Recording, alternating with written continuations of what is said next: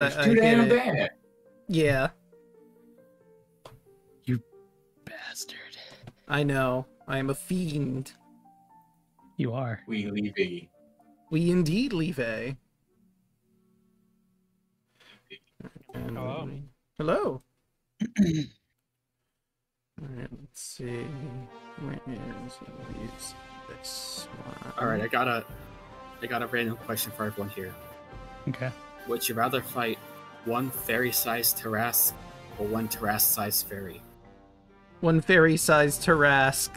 Because the Tarrasque is powerful, but a lot of its problems come from it being big. If you have a fae that's the size of the Tarrasque, I can only imagine the horror show that would be. Well, But what if they have the same power level? Like, it's small, but it's still just as devastating. I was gonna ask, like, do they keep their stats? Yeah, do they keep their stats? That's the real question. That's true. But I feel like the giant fairy has all of the mischief of a fairy, but it's big now and could cause so many more problems. Yeah, but it's easy to one-shot the fairy then. True. Yeah, because, like, what, it's 1 HP? If it's keeping the same stat, it's easy to get one-shot. But those Tarrasques, on the other hand... Actually, a tiny Tarrasque sounds terrifying. You know how hard those things will be to hit? Not only that, but also just like a tiny little creature that you don't notice until it fucking rails into your ankle. And it's just a that's a hungry little monster. that's a setup for a one-shot. A small Tarrasque that is loose in the streets of, like, New York. Oh god. Try to find it. It's just basically Luda fighting the Tarrasque on the same size level. It's just they both were huge. But this time it's in reverse. But the Tarrasque still just hits like a truck no matter what. Instead of us going to the Tarrasque side, the Tarrasque comes to our level. Hey, honestly, I kind of feel like we're giving the Tarrasque a buff by making it small. Yeah, I can see that. Yeah, I could see that too, actually. It's pretty much just like Ant-Man, but way more devastating. But not nearly as intelligent. No. But does that make it better or worse? It's like a bunch of buildings are getting wrecked, but you don't know why. So we get the Awakened spell on a Tarrasque. Oh, hell no. It Oh, requires sentience. god. And then we launch it into space and let it destroy the universe. Spelljammer plot. There you go. So you basically made... what was his name? That one guy from the Superman comics. Not Darkseid, Doomsday? Doomsday? Yeah, you've made a Doomsday. It's just going to be a repeat of Planet Hulk. That's more accurate. The Avengers sent him out to space because he was. Doomsday acts on only instinct alone. He is not intelligent. That's true. He's basically just the Tarrasque normally, but smaller. Yeah, and he adapts. I'm just thinking of the most devastating creature I can create. I mean, the most devastating creature is what hunts that sees the Tarrasque as prey. Can I give the Tarrasque a hive mind like the Myrmekis? See, I was thinking... Imagine, if you will, the Myrmekis studying the Tarrasque and learning how it does everything it does. An entire army of Tarrasques the size of the Myrmekis, which are just humanoid size. But there are an army of them. Well, you know, hopefully there's only one of them in Thailand. I am so glad we killed that thing. And the Shadow Dragon. Don't forget the Behemoth. Yeah, and the Behemoth too. And the Kraken's still alive, though. Yeah, the Kraken learned its lesson. We can handle the Kraken. The other three were the crumple. The Kraken got destroyed like off screen in like an epilogue, so that lets you know how much of a threat it was. Hey, it was a huge threat when you were lower level. He could have killed you. It didn't. No, I'm not. Like, I'm not discounting the Kraken, but it's just funny that it got demoted to, alright, it gets killed in the epilogue off screen. Yeah. You're not important to fight during the main story. I still love that line. Am I the first Nether Titan that you're fighting? No. Wait, what? Behemoth was the first one that we fought. Yeah, it's like what, the Behemoth, then Tarask, and then the Shadow Dragon. Yeah, and the Kraken was last. Yeah, I thought the Kraken was the third, but we just somehow, like, talked our way out of it. No, Pretty sure it was the last. The Kraken was the last because we had to go to the temple, and once we got there, he didn't want to go there to help What's-Her-Face. Yeah, you were the easy option. Mm. I mean, it also helps that it was stuck on land trying to run. Yeah. It technically has ground movement. It's just really, really slow at it. Let's see, did we fight the squid that has to run across the forest? Or do we try to stop the Godzilla that has laser beams that literally vaporize anything it touches? That have a range of like 500 feet. Thank God no one got... Wasn't that like that thing, like, if it brought you down to zero, it just like turns you to ash or something? I think so, yeah. I think its breath attack was basically disintegrate. With the Behemoth of the Tarask. The Behemoth. The Tarask didn't have laser beams. Yet. Fair. I still say that the fighting the Titans was probably one of my favorite parts of that campaign, just because I got to do the kaiju battle. Let's get 4 kaiju battles. Yeah, room fire at high enough level. I go to the side. Then get somebody to use enlarge on me to go to gargantuans.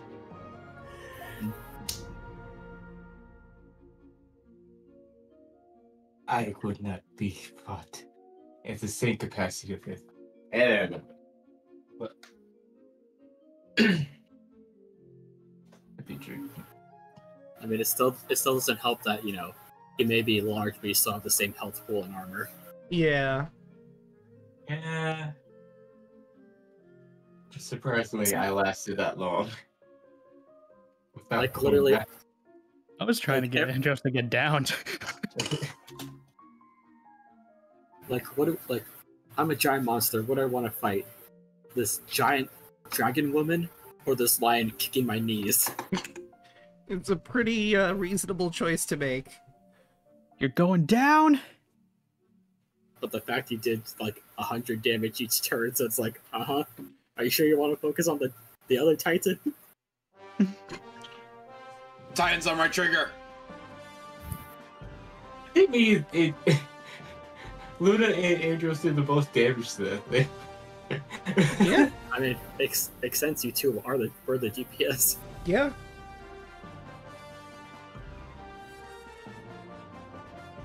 All right, but I just made sure I didn't chomp down anybody. Fuck them Titans. right, but who would like to do the recap for tonight for some inspiration? I will be willing to do it because I fear for my life. Oh, also you need to switch your reactive image back to Ivan. Oh, God damn it. Go for it. Because you were going through a rough time last session. Yeah. Ivan was You really put through almost the ringer. died. That fish had hands. Did. One could say that fish almost finished you. Owie, we almost died tonight. Let me cope. Listen, you all were fine. I only died once. Oh, surprise, you only died once, I died twice.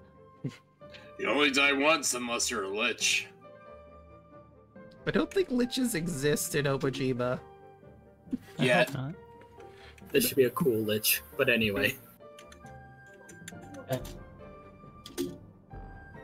So what happened was last time we were at the hot springs and we were finishing up the watches, and I believe we saw some they were scuttlebugs? They were? Cuttlebug. Cuttlebugs. And we saw this in the night, and they weren't opposing any threats or anything. By the time we got to my watch, it was near daytime, and I went to go to wake people up, and I happened to jump on Adam, and he got scared. And then we went whoosh, and then we fell to the ground, and I saw a little white light. I wasn't too sure what it was. I wanted to go towards it, but I heard it after where I came back to. I think I died. I'm not too sure. But after that, Adam kept on calling the fucking bugs demon for no damn reason. They are demons. They're not demons. Yes, they are. No. They're not. They're abominations. That too. After all that, we kept on moving. We went back to the northern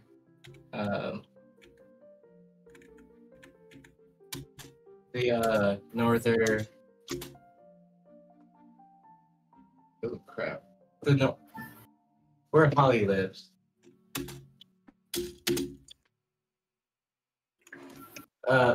We went to go see Holly, and she gave us a rundown of all her stuff that was missing. Apparently, we saw Adam's roommate there.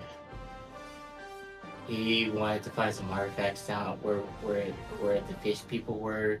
So we went down to the fish people. We did interrogations. We did some looking around. People collected seaweeds and other items. And then we shake down this one dude to give us information about the other Big Fish Tony, his gang. And then we found a little diner place. Everybody went to the front. I slipped through the window, and I opened up an oven and found out there was a puffer fish in there. And I kind of hit it when it wasn't looking, and it almost tried. Well, I think it killed me too again. I just remember another white light, and then I came back to. And then I hide behind people, and after that, I think we're taking a long rest. Short rest. Yeah, the water-breathing potions only last for so long. You can't exactly long rest underwater. That would be very risky. And after as many times I got hit in the head, that's as much I can remember. Alright. Feel free to take your inspiration as we make our way back down into the sunken... Well, not city. Sunken town. And I need to change the music. Could be a bit The more. sunken city is from an entirely different plane. Yes. Water, and where is... Roll your insanity dice. Oh no. But do they have a sunken king? I mean, only one way to find out. I mean, technically, I guess the Lionfish King might count as a sunken king.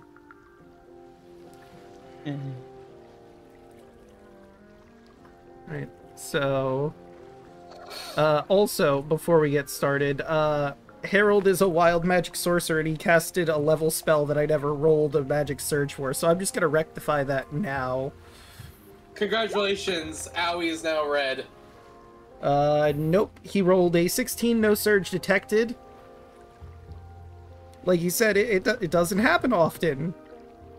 Stares to the side. It just happens sometimes. It's just not often. Yeah. Don't worry, buddy. It's okay. We all have our quirks. Mm. Oops. That's what I forgot to open. And Obojima. Right, so where do you all go from here after the pufferfish fight and taking a breather? Can we investigate the rest of this area? Oh yeah, sure. Let me look at something real quick. Ivan is not touching anything in here. Okay. I also forgot to mention there's this building over here, you're not quite sure what it is, that was behind where Lucinda's place is. There's a building over this way that some of you can barely make out from here because it's a little far away for you to be able to properly look at it. And the warehouse in front of you that you gotta go around to get to the entrance.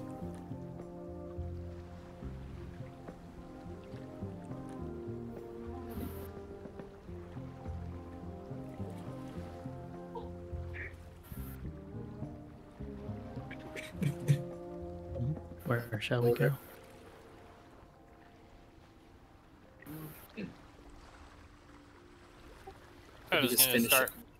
Kaido's gonna start making his way over to number 8.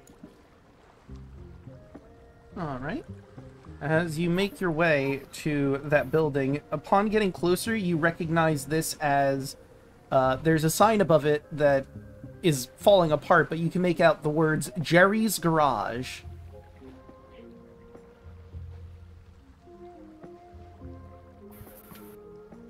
There's also a tool shed nearby his garage over this way. But, the actual main building garage is right there if you want to explore that first. Or you could explore the tool shed first. Again, it's your choice.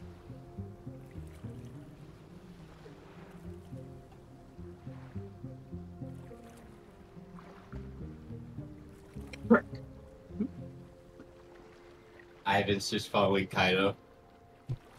You feel safe with Kaido? And I will swim on over.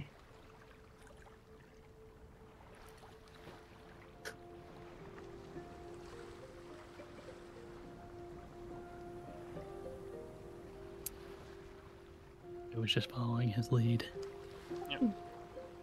He'll just kind of he'll tap Adam and just kind of point over in the shed and just be like, "You go ahead and check out the shed. We'll hang out over here." Remember, you're underwater, so the voices are a little warbled, so you need to basically play charades in water to get your point across. Yeah. He just points to his eyes, points over to the shed. Points at him, points to his eyes, points to the shed. All right. I can't help but remember the scene in the Pinocchio, the good one, when they're underwater. All right, Adam, roll an insight to see if you can pick up what Kaido is putting down.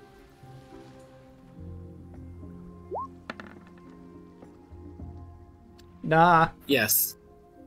So he wants you to Can I roll look that at insight? something. And yeah, you can roll insight too. Oh. Kaido, it's something with eyes. So look at something or unclear. I think I'll just keep a lookout while they investigate stuff then. All right. You swim over by the tool shed while you're keeping an eye out, making sure that no one's going to be swimming in over this way. What do you have to do? Kaido's gonna walk up to either the garage door or one of the doors and try to just check if it's open, make sure there's nothing on it, yada yada. All right, roll an investigation check for that. Question: are the windows open or broken? Underwater, probably. From whatever caused it to be underwater, probably broke the windows. With a 12, you don't see anything on the door, and it doesn't appear to be locked. Alright, he'll just kind of twist the knob and push it open and just kind of look inside. He won't walk in, but he'll, like, peer inside. Alright. Before I get into what's in there, Adam, just from your casual glancing, you notice that there seems to be 4 giant crabs hanging out in the tool shed. Oh. They're just chilling there for the time being, but you probably don't want to antagonize them while you're separated from the group. Kaito... Oops, sorry. Scoot away. No, just scooting away. Okay. Kaito, on the other hand, you open the door, and this is a first-age garage with surprisingly all the tools seem to be perfectly intact in spite of everything. There are wrenches, mechanical car jacks, oil cans, grease guns, and gauges. There's also an old Kai truck and 2 mopeds that are here. Upon this revelation, Harold's gonna start blowing bubbles, pointing to the moped, and then pointing up. And roll insight to see if you can figure out what he's trying to put down. 14. Okay. Kaito, you recall that Harold is obviously a sorcerer. He seems to be trying to tell you that he has a spell that can allow him to lift certain things. Maybe not the truck, but the mopeds could be brought up. He then makes, like, 1 with one of his fingers, and then, like, an H with his hands to signify that he can only be holding it for 1 hour. Kaido nods. Just kind of like taps his wrist with and does like a little circle motion and basically trying to indicate, you know, we'll put it in the pin for later. Okay, and I'll have him roll. He is not trained in insight. Let's see how he rolls. Oh, natural 20. He completely understands and gives you the OK symbol. Draco, Yes. do the tools look familiar to Ivan? Any of them? No, they don't. Although these are free tools that no one is using, so if you wanted to take them for yourself or to give Holly, that is a viable option. But none of them seem familiar. I will take them for myself. Alright, so add into your inventory, you now have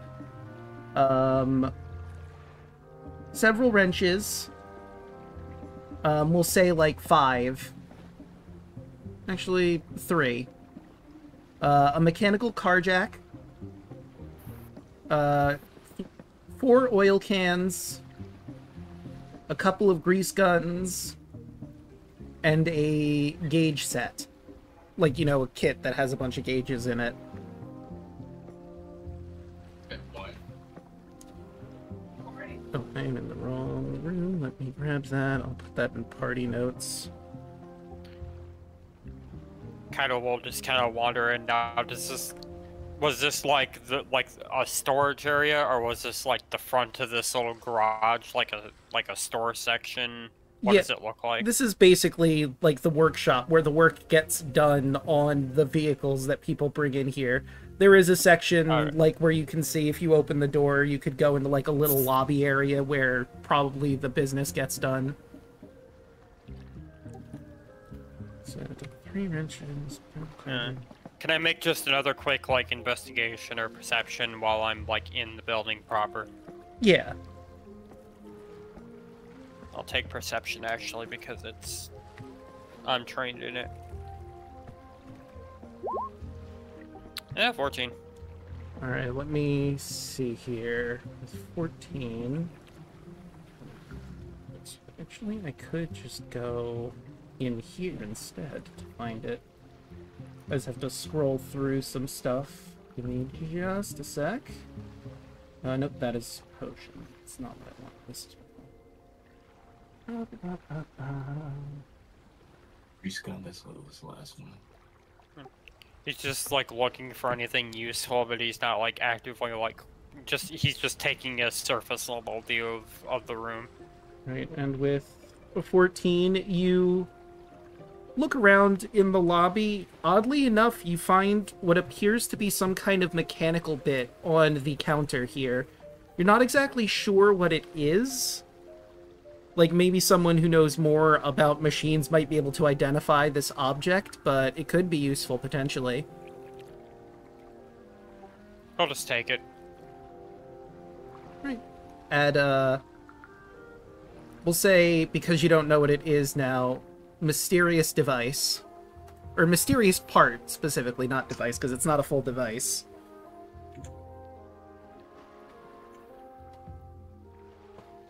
Just because it's funny, he'll like take a look.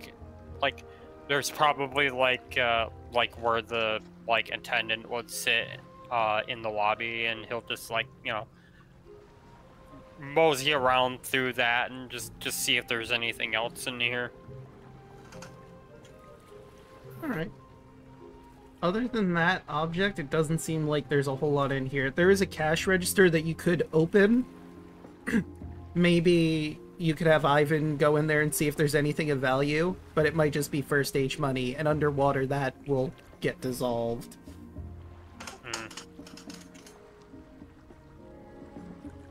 Although, who knows, maybe the fish folk around here are storing stuff in that cash register, up in the air.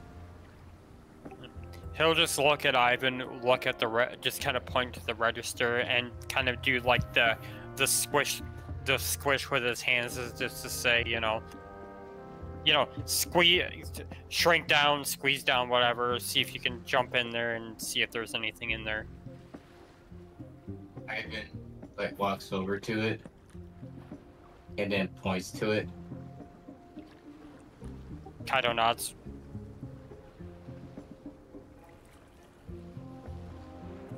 And you just see Ivan shapes his arm is "I won't get in trouble?" Question mark. Slowly shakes his head.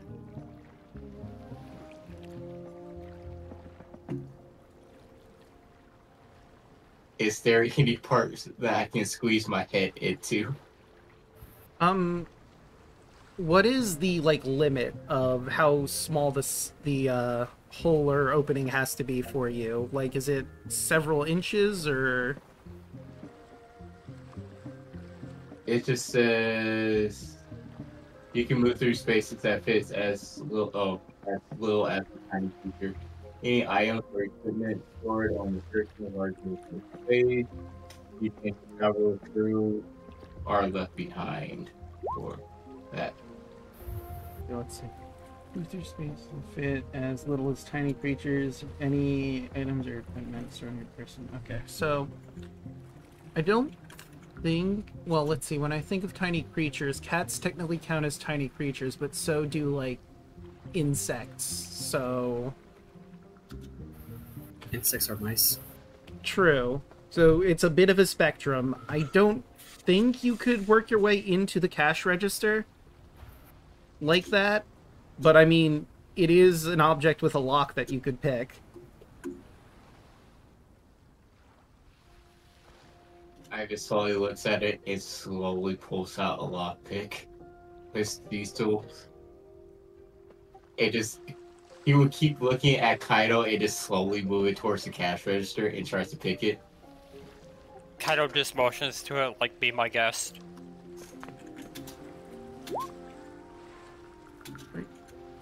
With the 23, sure enough, you pop this sucker open, and you see what appears to be first stage money that begins floating up in the water. Because, you know, significantly lighter than the water you're around. Paper money. And it's probably not salvageable at this point, but hey, there it is. Harold looks a bit disheartened at that. But there isn't really much you can do at this point. That could have been an interesting find. Oh well. Kaido just shrugs. Ivan just forms with his arms. Maybe we should have opened it out of the water. Harold. Kaido just nods. shrugs. Mage hands to catch him. I mean, you Actually, can get speaking them, of, Kaido is gonna walk over to Harold and produce that like weird part, and just kind of point to it, and just basically try to do like a question mark with his hands. All right, let's see if he knows. I think I have him technically trained in this, so it'd be 2 plus. That'd be a +4, and that's an 8. He looks at it and shrugs.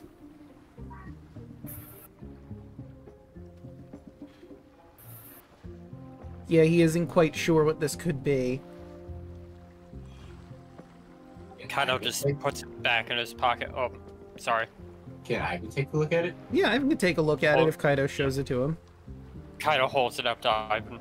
Right, roll a mechanics check. So if you decided to take that, since that's an Obojima specific skill, it would be your intelligence plus your proficiency if you're trained in it, if you're not just your intelligence modifier. Yeah, 19. This is a spark plug. They're used in machines a decent amount, like cars and the like, but you've heard that they could also potentially be used in potions. With a 19, let me see. They add a small charge of magic, potentially, just enough for specific reactions. They don't just huck the spark plug in, they extract the energy from it. Although, could they throw the spark plug in wholesale? Some do, some don't. If it wasn't surrounded by ocean water, maybe this thing could be used in another device. But in its current state, the only use it has is dropping it in a potion. So Ivan will first point towards the moped and the... You said there was a moped and a... Yeah, 2 mopeds and a K truck. K-E-I. Ivan points towards the truck and the moped, and then points to the spark plugs. And then he will start shaping his body into the form of a potion bottle, and then appeasing him as a spark plug and looking like he's trying to ignite it.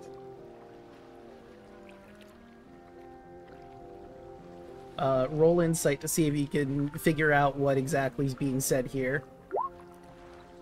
I don't know shit. Yeah, that was a lot of complicated shapes and ideas.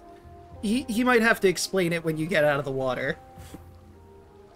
Kaido just kind of scratches his head, points to like the water like above them, taps his wrist, and then puts it back in his pocket. Right. I would shape his arm to use for potions. Kaido nods. Right. And since there's probably nothing much else to at least do over here, he's gonna start walking towards the shed. Right. Does Adam try to let everyone know about the crabs denning in that tool shed? Yeah. Seeing people approach, Adam's just gonna kind of like motion them to stop. Like stop like before they get to the shed, and then Adam's just gonna crouch down and do like snip his hands like crab claws and like kind of do like that weird like scuttle walk. The crab walk. Yeah. Yep. Ivan is scour over faces. I feel like that is pretty obvious to tell what he's doing, so you don't have to roll insight for it. You know there's crabs in there. What to do with more creatures? Kaido will just nod and for the moment just ignore it and then just point to the warehouse. Who is going to As soon as he gets right up to the warehouse, he's gonna point out the door and then do a kicking motion and then shrug his shoulders like, hey, can we kick it down? Oh, one more thing before that. When you go up to this particular building, that is the Jolly Cone, which, from what you can tell, appears to be some kind of ice cream parlor. And with almost everyone's passive perceptions, Owie, and yeah, Owie's the only one who doesn't notice this. Inside there, you notice that there's some more knobble leaf seaweed, and sort of just milling about in there, there are 6 blueback salmon.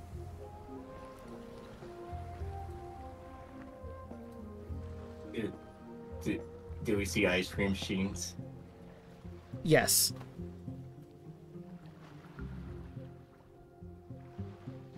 And I'm just gonna... Nah, I won't.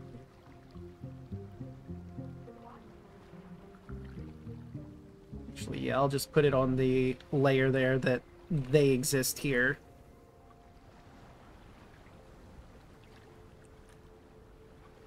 Okay, good. Can I use the stealth check? Yes, you can.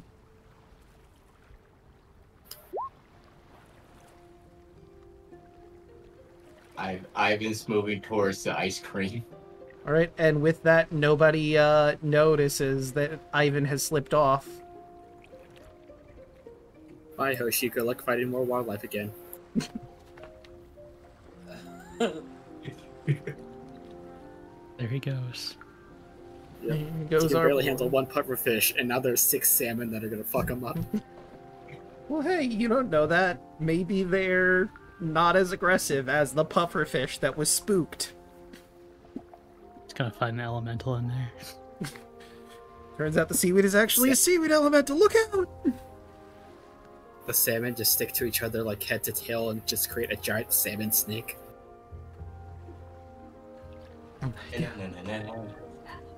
It's an I entity remember entirely the made of gr- electric eels. I remember the grease elemental.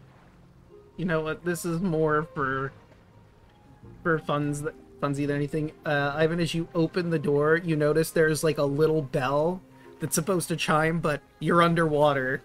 It sort of makes a noise, but not really. Clink, clink, clink. Do the salmon scatter? Yeah, they basically hide amongst the seaweed. Yeah, Ivan heads towards the ice cream machines. Right. There's a cash register over there as well, if you wanted to look into that. And the ice cream machines are definitely there. Here's the thing: we wouldn't be able to take the cash registers up since they'd be so heavy anyway. That's true, but Harold does have that spell that can allow him to lift things in bubbles. I mean, he can only do that for as long as he has spell slots for it, but it is a thing he can do. It might be better to, after we're done, we could come back and collect things. That's fair. Does it look like the ice cream machines can still work? No, not at all. You, like, try to pull the lever to make the machine work, and it's just not budging. It is thoroughly rusted out. Like an angry toddler. Ivan grabs the sides of the machine and just aggressively just shake in frustration. Like I said, there's still the cash register here, and fish, if you wanted to grab those. Oh, and the knobble leaf seaweed, which you know is in fact could be a potion ingredient. Because I think you guys have already collected some of it. I advocate for ice cream. Man. That's fair. And I would wager that's about the time you guys hear, like, it's muffled behind the closed door in the water, but there's some clunking going on back there, and you see Ivan hitting the ice cream machine.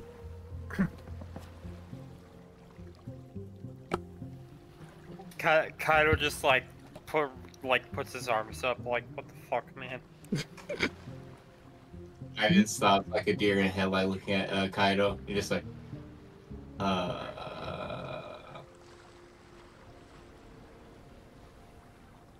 Kaido just looks at the ice cream machine, just face palms, and then just walks over.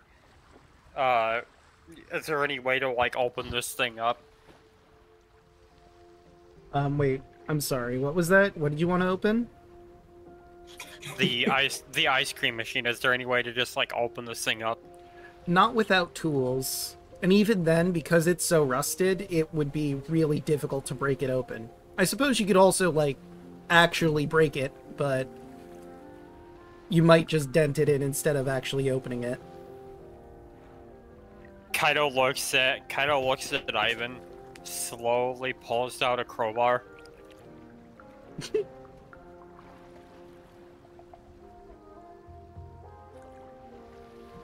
Thinks about it, puts the crowbar back, just shakes his head and just looks at Ivan and just motions for him to come back out with the rest of the team. It just sticks to your back and just crosses his arm.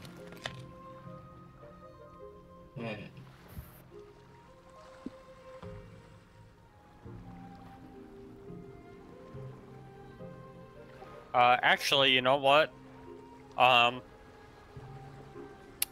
It might be a little rudimentary, but I do have a blanket on me. I'm gonna try to catch some fish. Okay. Let's see. This is an interesting way to do it. I'm gonna say either sleight of hand makes sense for this, because you're trying to use the bucket to like scoop them up, right? Blanket, yes. Or blanket, rather. Wait, scoop who up? The fish. There's 6 salmon in here.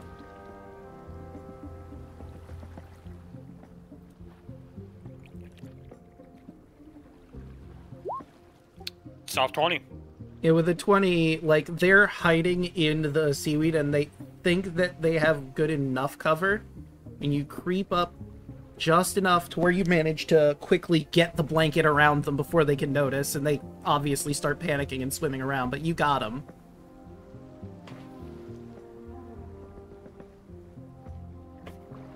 Kyle just thumbs up and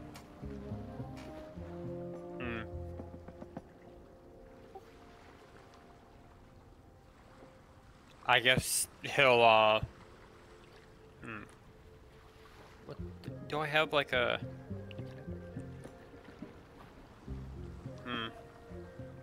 Oh, I'm sorry, I forgot something. So the seaweed that's in here is around the ice cream machines that don't work. So they're rusted out and covered in seaweed.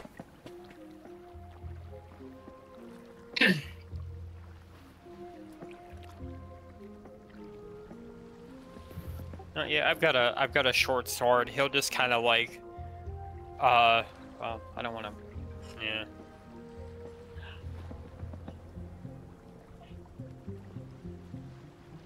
Ivan pulls out the dagger and asks, "Do you want?" And he points to the seaweed. Shakes his head. Will pull out his short sword and just basically try to like have the blanket open enough that the fish can't get out, but he'll just start like trying to stab him. Okay. Yeah, sure enough. It's like shooting fish in a fish in a barrel, or in this case, fish in a blanket, but, you know. Pigs in a blanket. And then he'll just add the fish to his inventory. Yep. Put 6 blueback salmon.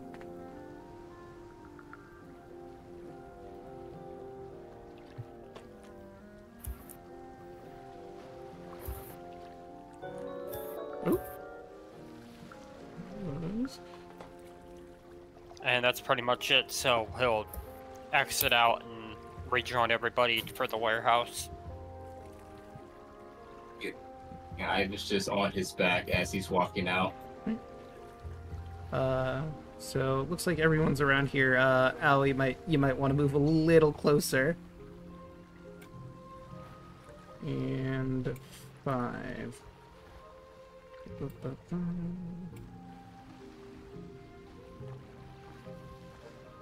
Alright, so you see that there's a doorway there for sure, down the path a little bit. You could... It would be difficult probably, but you could try to hear if there's anything going on inside. Or you could just go in guns blazing. Or I guess in this case, crossbows blazing. It's just does the kicking motion. Just points at the door. Looks like Kaido. Kaido's just gonna walk up to the door and I'm assuming this is like a gate. Yeah.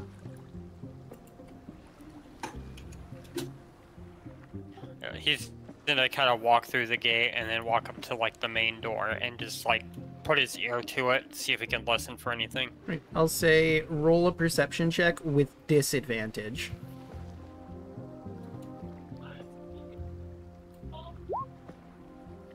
13. Okay, you don't make out everything, but you do hear a couple things.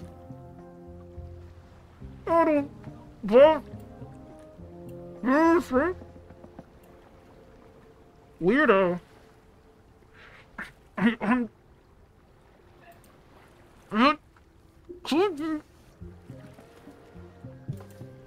Yeah, and that's really all you can make out. Kaido will just spear his brown squint, hold his hand up to the... did it, like... Approximately how many people did he hear talking? It sounded like only 2. There might be more in there, but you know there's at least 2. So 2 plus, possibly. Are there any windows on the outside? On this warehouse, no. Sorry, I had to sneeze. No worries. Kaido will hear that there's people inside, immediately just like Metal Gear Solid, go up against the outside wall, look at the party, point to the door, hold up a 2, and like do like the walking motion like people. Ivan's just patting you on the back as he's getting squeezed against the wall. Kaido just looks behind him, kind of like comes out the wall just a little bit, enough for Ivan to get off. I'm not getting off. He just wanted a little space. It was just going to fat roll over to the other side of the door. Clank, clank, clank, clank. What the hell was that? Ivan's just going to play off like he's a backpack at the moment.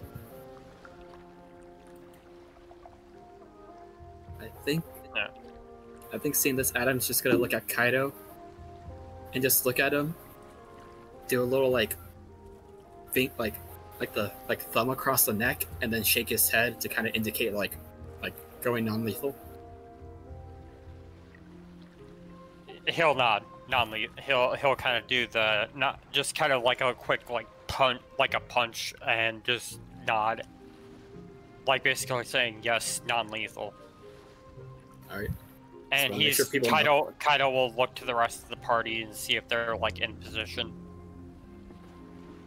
Who's been ready? Right. Kaido will give a 3, 2, 1, and then just like, well, first off, he'll really quickly just ever so slightly check the door handle. Once again, it is not locked. Does it feel like? All right. So he'll have his hand against the handle, look at everybody, give a 3, 2, 1, and then just shove the door open. All right. I will be bringing you to... NCIS! Very accurate. Boo presents a seashell that he acts as his badge. Is it the one with the message? Yes. Alright, let's put her... Do I want to swap these around? Nah, I think I'm good with this. We'll say he's right there, and... Okay. And then we got you over here. Sure. Alright, so I'm going to take you to the battle map now, and let's change the music. As you see, this before you, there's apparently way more than 2, at least 8 fish folk, and a significantly bigger one. It's a huge bitch. Oh no, I know what that is. She's a lady. And all those teeth. My statement still stays. That's a huge bitch. Mm-hmm. Big woman. Alright, let's have her roll. Dang it. A giant woman, a giant Ooh. woman. Oh, no. She's And ready to go. yeah, no, you broke in her door and she's fucking pissed.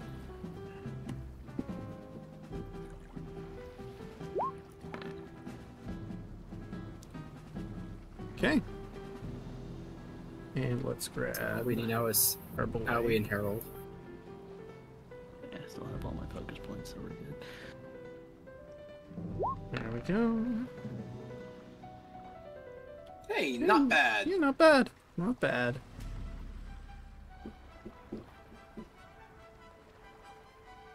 Oh, hold on a second. I think I hear someone knocking at my door. I'll be right back before we get Quote started. the Raven, nevermore. Damn it, yelling. And there it was, still ever knocking on at my kitchen door. Quote the Raven. Nevermore. Nevermore, nevermore.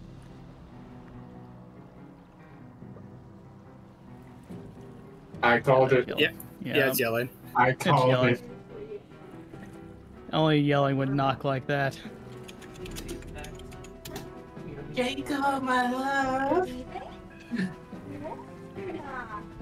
We can hear it. Would not have guessed. We can very clearly we can hear it in the background. It's like it could be a Smash Bros thing. everyone. Yelling has entered the battle. Sorry Oh, for yeah. crashing. I called it. I can't exactly hear y'all because I don't. Are you using headphones? Yes, I I am am using headphones. They're on your chair. Of course they are. I mean, yeah, that's where I left them. Hello. Hello. I called it was you. Wait, did y'all hear the knocking before Draco did? Yes. Yes. We heard knocking. Draco got up. We heard the door open, and we heard you very clearly. Yeah, And I then heard, Hoshi said I called it. yeah, because when we heard knocking, I said that's yelling. I just wasn't sure if it was actually knocking. I was hearing Uh-huh.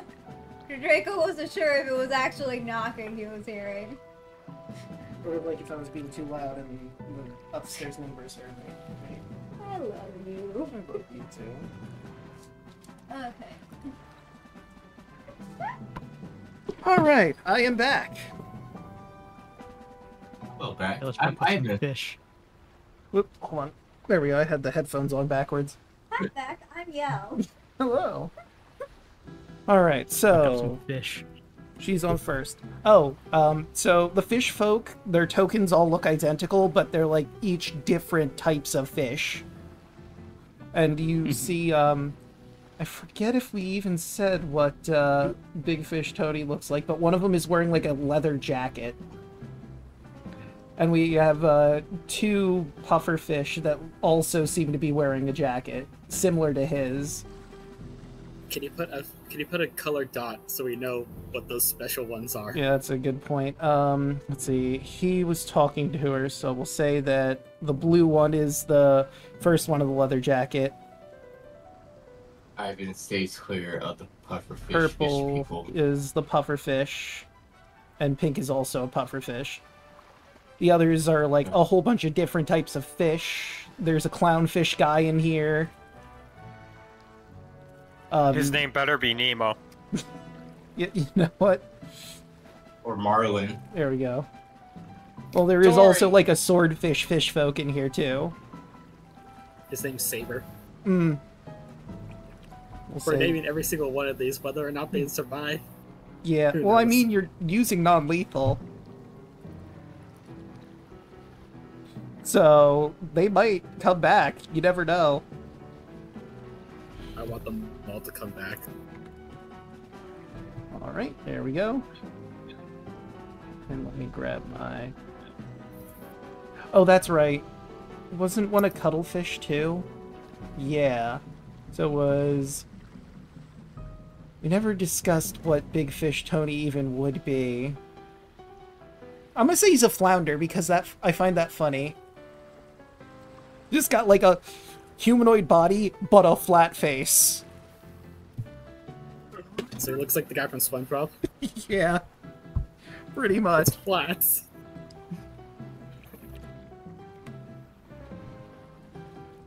There's still no pickles. I mean, So- one of them could be Bubble Bass. This big buff fish lady, very angry, came here. What the heck is going on in here? And she's gonna... Why is this fighting me? It keeps... It doesn't want to give me the arrow like I want it to. That'd be 55 feet of movement, so I couldn't get her all the way up. What is her swim speed, actually? I didn't even... She's got 40 feet, so...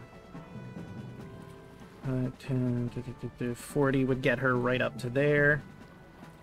And she can't do her one attack, but what she can do is hurl a harpoon at whoever kicked the door in, which I believe was Kaido. More like through the door open, yeah. Does a 16 hit you? It meets. Then it hits. You take 11 piercing damage, and I need you to make a strength saving throw or you're gonna get pulled towards her. Oh my god, she just come here. She just come over here to me. Yeah. Am I still attached to Kaido? You would be. So let me do a little bit of moving You never here. said you weren't. Yeah. So you'd still be on Kaido's back, which means the two of you would be getting pulled in closer if he doesn't make the strength check. Or no, it's a strength It's context. So the two of us are rolling against each other. You gotta beat a Still flat 10. strength. That's not too bad.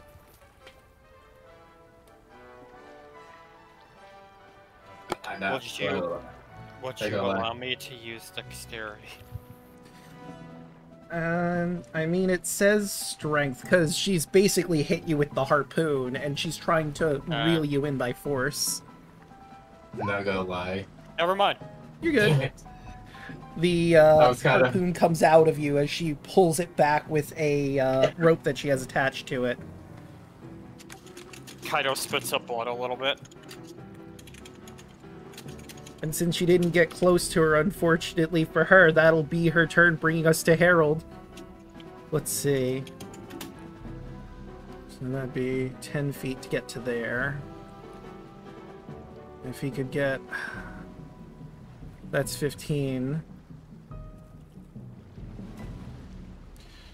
He can manage to hit the clownfish, fish folk, bloodfin, and that other one between them if he uses his bonus action to use his Ember Belly. Which is still going, because that's for 8 goddamn hours. Get in there, buddy. Okay, and that's 2d10s, and they need to make a dex save.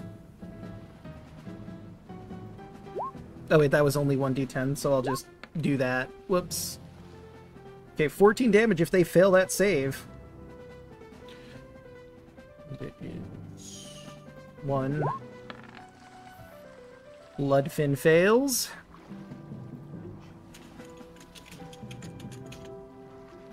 And our 2 fish folk friends. Okay, one of them makes it, but poor clownfish guy does not. And he's looking real rough after taking a fire... Well, it's steam, because you're underwater, taking a steam blast to the face, even with Bloodfin softening some of the blow by being in front.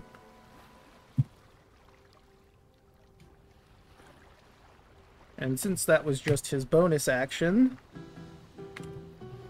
What will he do for his actual action?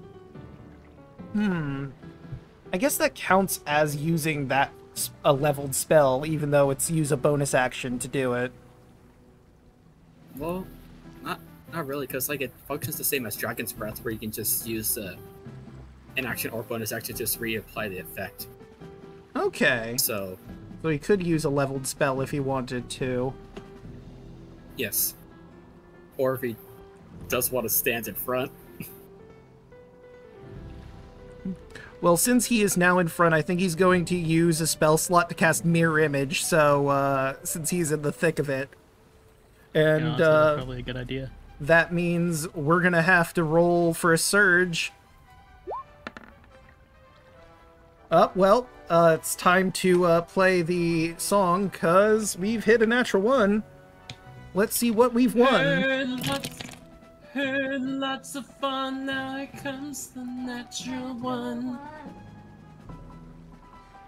Oh, wow, that's actually a really good one. We're not in air, it's underwater, but I can still make this work. The water around seems to charge with magic.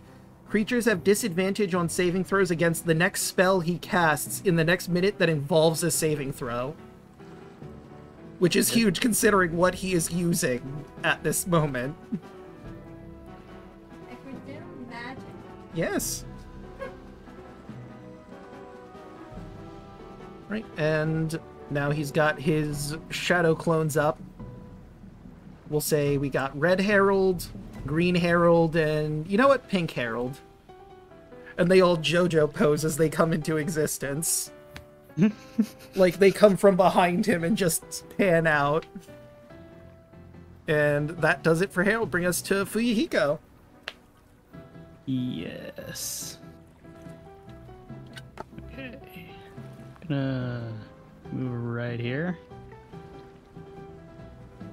And I'm gonna use my fisherman's pole.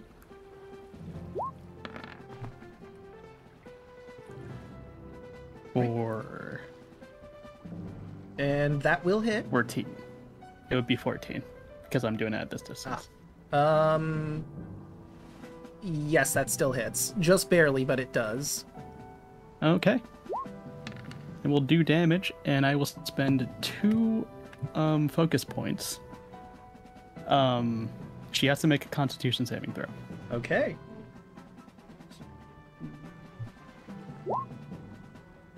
I'm doing Severance. If she fails, all of her attacks are at disadvantage for 1 minute or until she gets healed. Okay, let's see how she did. That is a 5. She now has disadvantage on all of her attacks. Okay. Unless she gets healed. Yes, and there's definitely a healer amongst these fish folk, let me tell you. Hootie minored in medical. Medical science. Yeah. Okay. I'm done. Right. Which will bring us to the fish folk, represented by Hootie the Blowfish. We'll do attack down for the symbol. Let's zoom in just a little bit so we can see the action a bit better. Alright. So our fish folk are going to rush up. This one first. Ooh, I did not mean to do that. Okay. Right, she has to heal equal or higher to my sword saint level. That's... Okay. Yeah. That is 20 feet. No, that... He was like right there, so 5, 10, 15, 20, 25. What about Nemo? Here, 5, 10, 15, 20, 25, 30. What is their swim speed again? It is 40. So, 35. 5, 10, 15, whoops, 5, 10, 15, 20, 25, 30, 35, 40. Dang it. 10, 15, 20, 25, 30, 35, 40 only puts him to there. 5, 10, 15, 20, 25, 30, 35, 40. Harold is in immense danger. I'm in danger. 15, 20, 25, 30, 35, 40. And he's just going to dash to their saber. 5, 10, 15, 20, 25, 30, 35, 40. Okay. Alright, so let's begin the attack spree on Harold, because a few of them will.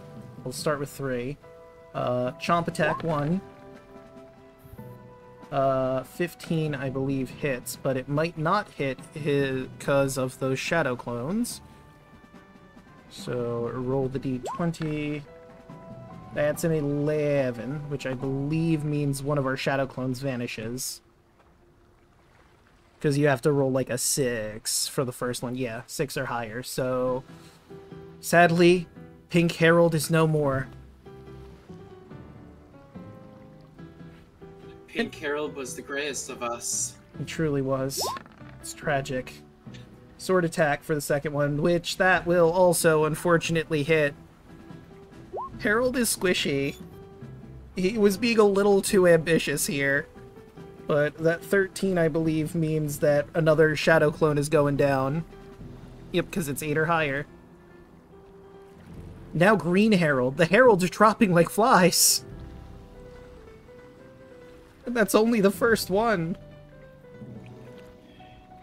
Harold's death will come as was heralded. Oh no. Okay, that would be 4, but let's see. There's one more clone left. Will it be the clone? Nope, Harold is taking that 4 damage. As this fish folk just comes in and chomps on his shoulder.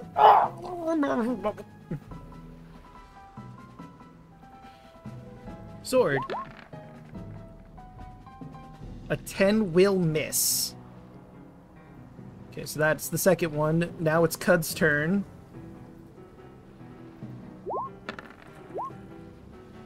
Uh, 12 hits. And let's see what we roll. 17. He destroys Red Herald.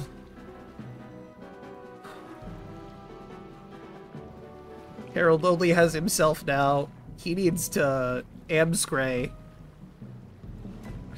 Once again, haha, I'm in danger.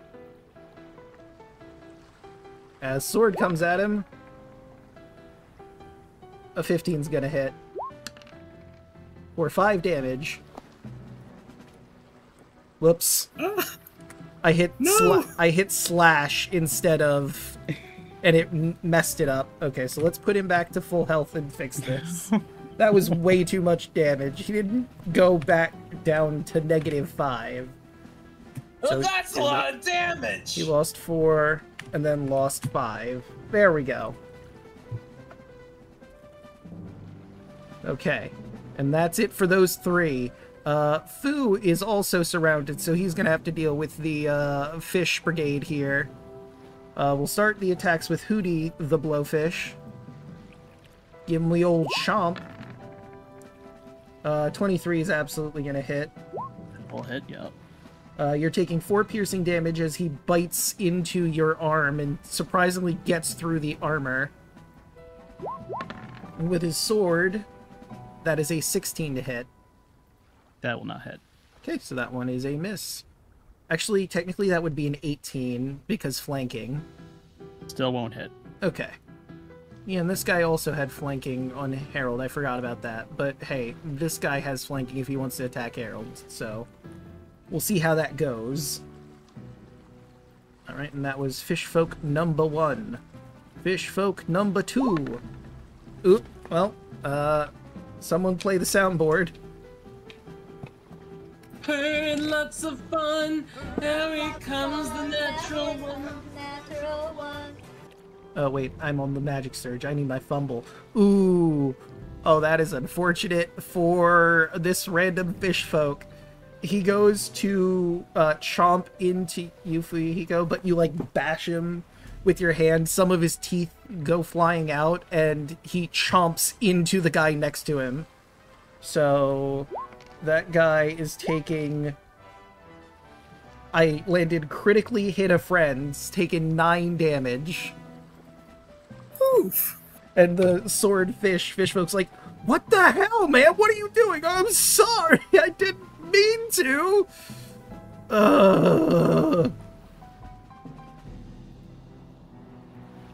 And then he's gonna sword.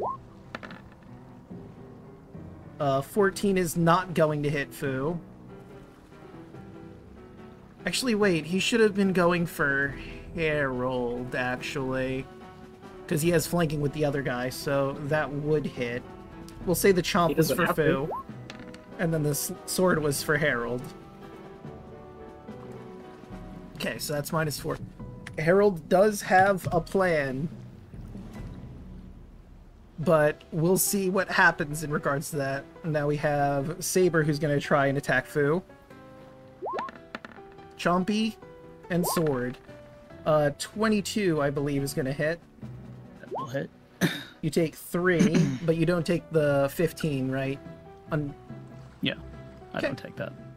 And then, lastly, we have the other side of Fu.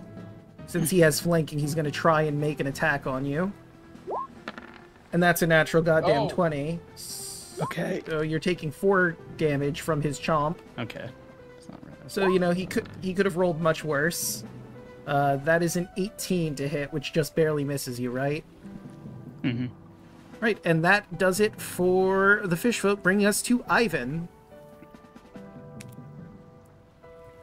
Ivan will peek over Kaito's shoulder. And then all you see is a water gun come from his back like a turret as he's aiming towards the big lady. Alright. He is how far away from Ivan? 25. So it goes in that range for that. Now, 20. God damn, that hits.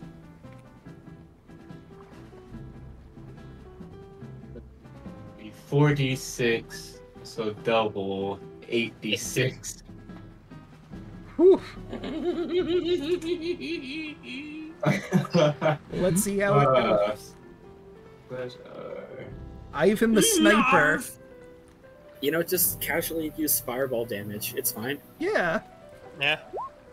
25 damage. Oh, she's looking real rough. As you level your Narf Super Soaker, you pull the trigger and a jet of water that no one can really see being underwater launches out, and she takes it to the shoulder and lets out a scream of pain. The hell was that? As you just watch as the water gun retracts to the back of Kaito. And Kaito just reaches his fist around for a fist bump. I gives you a fist bump.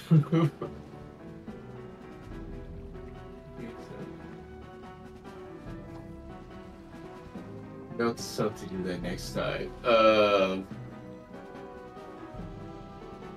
And so, let me make sure if this is the actual bonus action to reload. That's the action to refill. Okay. All right. That will be Ivan's turn. Right. That will bring us to Owie. I'm a twin spell Dragon Breath. Valid. Who's getting dragon breaths, and of what type? Once again, since we're underwater, I'm gonna do cold damage, and I'm gonna give one to Kaido, and I'll use the other one for myself. All right.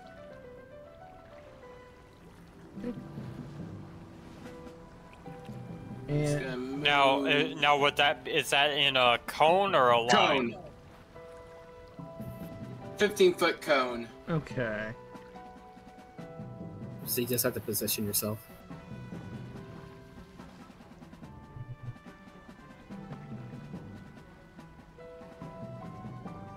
I mean, Aoi kind of moved in the way there, but I mean, you move right there. I mean, you can do whatever you want. I can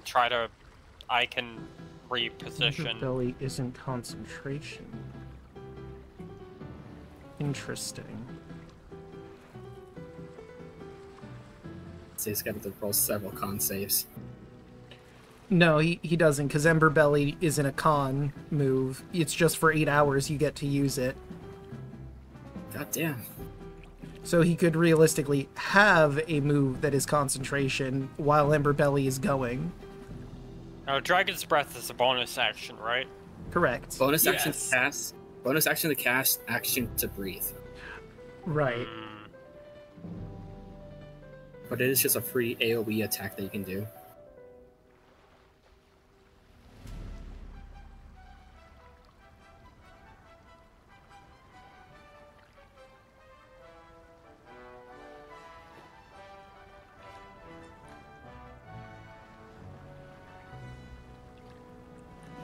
Okay, and I'm using the second one on myself.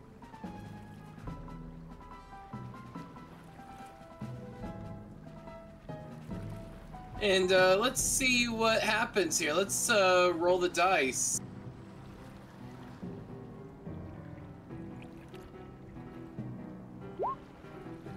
It's a DC 15 saving, DC 13 saving throw. Oh, that guy, and Bloodfin. Or... Okay, so which way are you doing it? That way or the other way?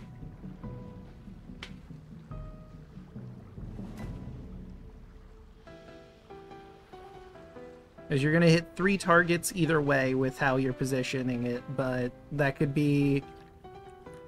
Because if you do that, you hit the 2 that have already been hurt, and... Yeah, I'll do it on the 2 that have already eaten the hit. Right, so let's get Dexy.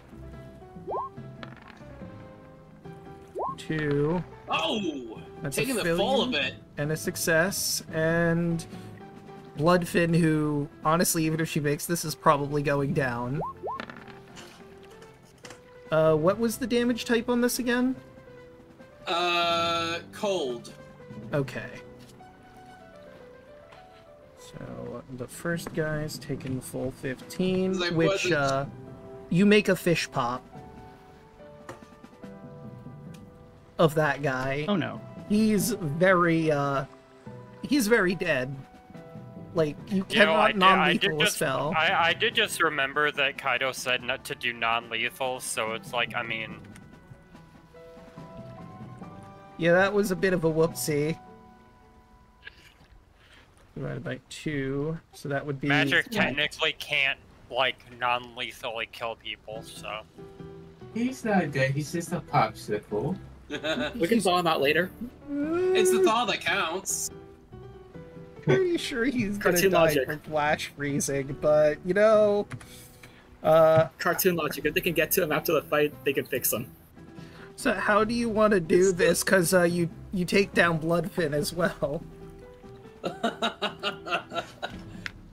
Oh, let's see here.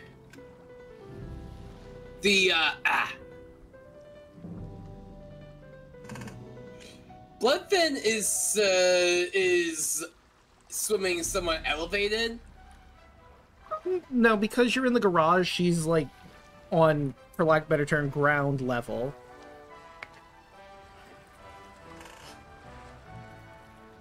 She is very big, though. Allie is going to take a deep breath. Slow exhale. At first, nothing happens. Then slowly frost starts spreading across her and thickens and thickens and thickens and thickens until she looks like a snow-covered version of herself. You've made a beautiful ice sculpture. Or snow sculpture, I guess, in this case. Like ice, snow.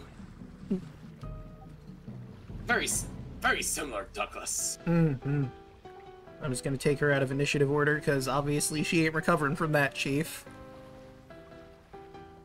Is that it for your turn? It's fine. She can walk it off. Yeah.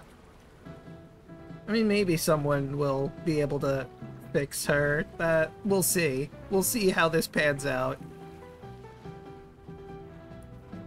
There was a person that was mentioned by a skittish seahorse spirit that you might remember was spoken of, but you don't know much about them. Maybe they'll help. And I suppose that's my turn. Right, which brings us to Adam. Adam's just gonna swim up. He's just gonna poke the guy right in front of him. I'm gonna say Harold's pointing to you and saying go over here because he has a plan, but like with his hands, obviously. Yeah, but I'm just gonna poke this fish folk in front of me. Okay. And Adam, just looking a little concerned, just gonna point behind the fish folk, so they can just see the two like frozen people. Mm. And just kind of like, and then I'm just gonna like look back at this fish guy and just kind of make a motion like, "Are you sure you want to do this, or do you just want to hands up?" Roll a persuasion with advantage because Bloodfin is downed. Four. Yeah, now they... Not on your life, buddy. We're strong, powerful warriors. We can take you. That was Cud. That's a 22 hit. That'll hit, yeah. Okay, something unique happens. As Adam just reels his hand back, you just see his like wrist bracelet just glow brighter, brighter, and brighter. And with the punch, he takes 8 damage. Oof. Okay. And then I need to measure out a cone as well. Okay. I'm gonna do 15 feet like this, if that's possible. Yeah, that's fine. I'd say you could hook your hand around. All three of them need to make a con save. As you guys hear the sound of an explosion underwater. DC 13 con save, or they all take 9 radiant damage. Okay. They take half as much if take half as much if they succeed. 2, 3. What is the save? 13. So they all make the save, but still, is that savers? You said they take half, right? Yeah, they take half damage. So if they fail, the second effect does not go off. Okay, so that would be 5. Yep. As they all just. Everyone just hears the sound of like an explosion going off, and this color of like this spray of like rainbow light just shoots out. Alright. Alright. And I still have a bonus action, so I'm gonna spend a key point to Flurry of Blows.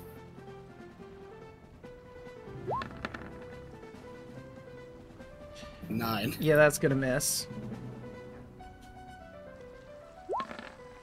Final attack. 15. That'll hit. 7 damage. Alright, you knock Cud out. How you want to do this? Seeing Cud possibly, like, dazed from, like, just the light. Like, he probably sways after the first punch. With the second punch, Adam just goes and, like, gives him, like, a soft, like, smack on the side of the face. And Adam just barely gently, like, holds the side of Cud's head and just lowers him down to the ground. To make sure he doesn't, like, fall hard, but, you know, realizing it's water, so it's fine. Yeah. And Adam's just gonna very politely just, like, pat him 2 times and just look at the other 2 fish folk.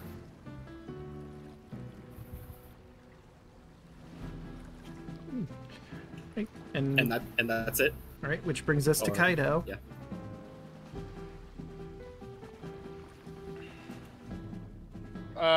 Kaido's gonna look at this dude right here, and he's going to non-lethally take his short sword and just essentially with the pommel, just try and just crack him upside the head. Alright.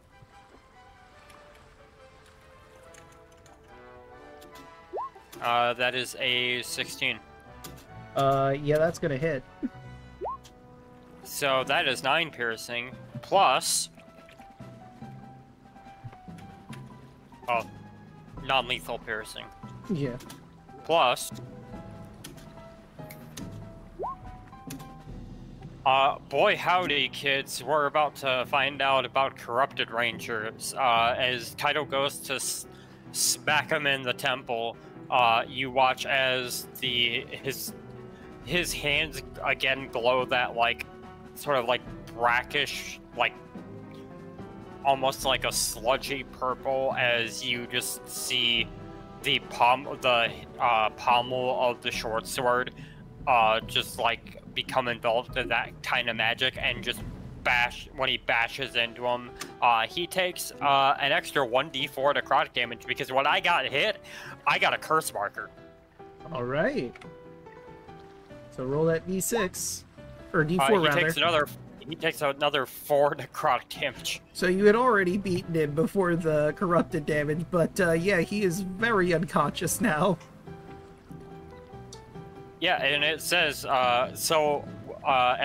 starting at 3rd level, the corruption within begins to manifest in combat. Whenever you take damage, you also receive a curse marker. If damage was from a crit, you'd receive 2 curse markers instead. These markers remain active until the end of your next turn, and the maximum number of curse markers you can accumulate at a time is 2. When you hit a creature with a weapon attack, all the curse markers you have gained are instantly consumed, dealing an extra 1d4 necrotic damage to the target for each curse marker consumed. Alternatively, you can use a bonus action to call upon your corruption to immediately gain the maximum number of curse markers available to you. When you use this ability, you cannot gain more than your maximum number of curse markers. And that goes off. I don't have a choice in that. That automatically goes off if I hit with an attack. So, Kaido hits the guy on the head, expecting to knock him out, but then he sees that happen and sees that necrotic damage take hold of the guy, and his eyes just kind of go wide for a second, like, obviously not knowing that he can do that, and he kind of, like, has that, like, deer in the headlight stare for a brief minute, and then just ends his turn. Alright, which brings us to Harold. You did say you didn't want to kill these people, and it's very clear you're doing non-lethal. Let's see, he was right there. He would disengage, but considering that plan, let me just do a quick look-see. If I set him over to there, it's 30 feet. No, either way, he's going to hit someone if he does this. There's no way for him to... I can take it. Alright, if you give him a look to let him know. Yep. Alright. And he's going to move over to this spot, disengage as his action, and for his bonus action, he's going to let out another peal of steam. This will hit the 2 of them and Adam. So you all need to make those decks. Okay, and where is it? There you are, fish folk. Don't the fish folk have to make theirs with disadvantaged because of the wild magic? That's right, they do. The surge. So they both fail. Yep. And that'll be 9 fire damage. And I take half? Yes, sir.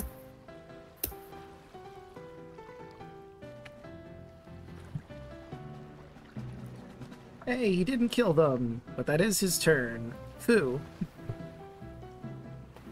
Okay. Gonna hit this one right next to me. There. And I'm gonna switch weapons. 16. That will hit, yes. Alright, 9. Bonk. Bonus action. I want to move him. Alright, where are you moving him? Right here. I didn't see... Oh, now I see the ping. Alright, and contested strength check. Yes. So the two of you need to... Strength. That is a 5. 11. You have moved him over here successfully with your shepherd's hook. Gonna spend 2 focus points to do Dragon Surge.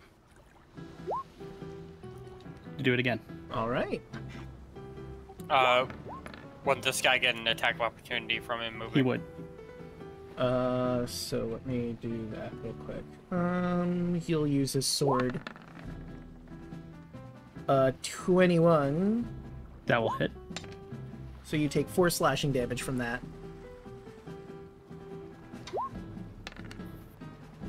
9. Alright. He's looking real rough. Poor Hootie. Alright, I'm done. Right. Speaking of Hootie, that will bring us to our remaining fish folk. Let's see. These two over here, Big Fish Tony and the other fish folk, have a choice to make here. Because Adam did a lot of damage to them all at once, but so did Harold. I think Big Fish... I also killed their leader. Yeah. I think Big Fish Tony's gonna... like, nod to this other guy. He's gonna deal with Harold while this guy moves over to deal with Adam. See, this is why I'm pretending I'm a backpack. Also, since he is rushing up, Fu, you would get a attack of opportunity because he was in your blood circle and he has moved past it. Alright. Trip him up. 11. Just barely misses. Alright, we've got Nemo over here is gonna try and deal with Owie as best he can. 5, 10... No. 5, 10, 15. Moving diagonally, he'll move there, and this other fish folk will try to surround Owie. Now, let us begin the chomp and sword slashing. Starting with Big Fish Tony. Give him the old chomp. That is a natural 1.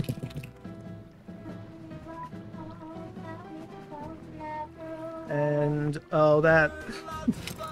now it comes to natural 1. Okay, so that is... 4. So,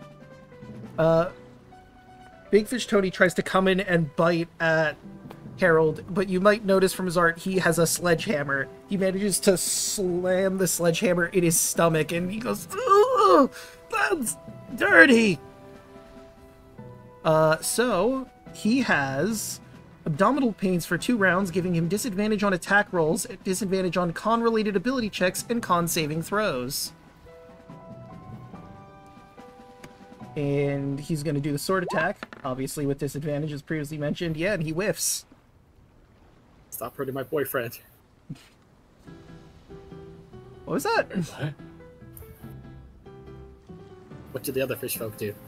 Alright, well, that would be... Adam is surrounded, so they're going to try and do their best. Chomp. And sword. Yeah.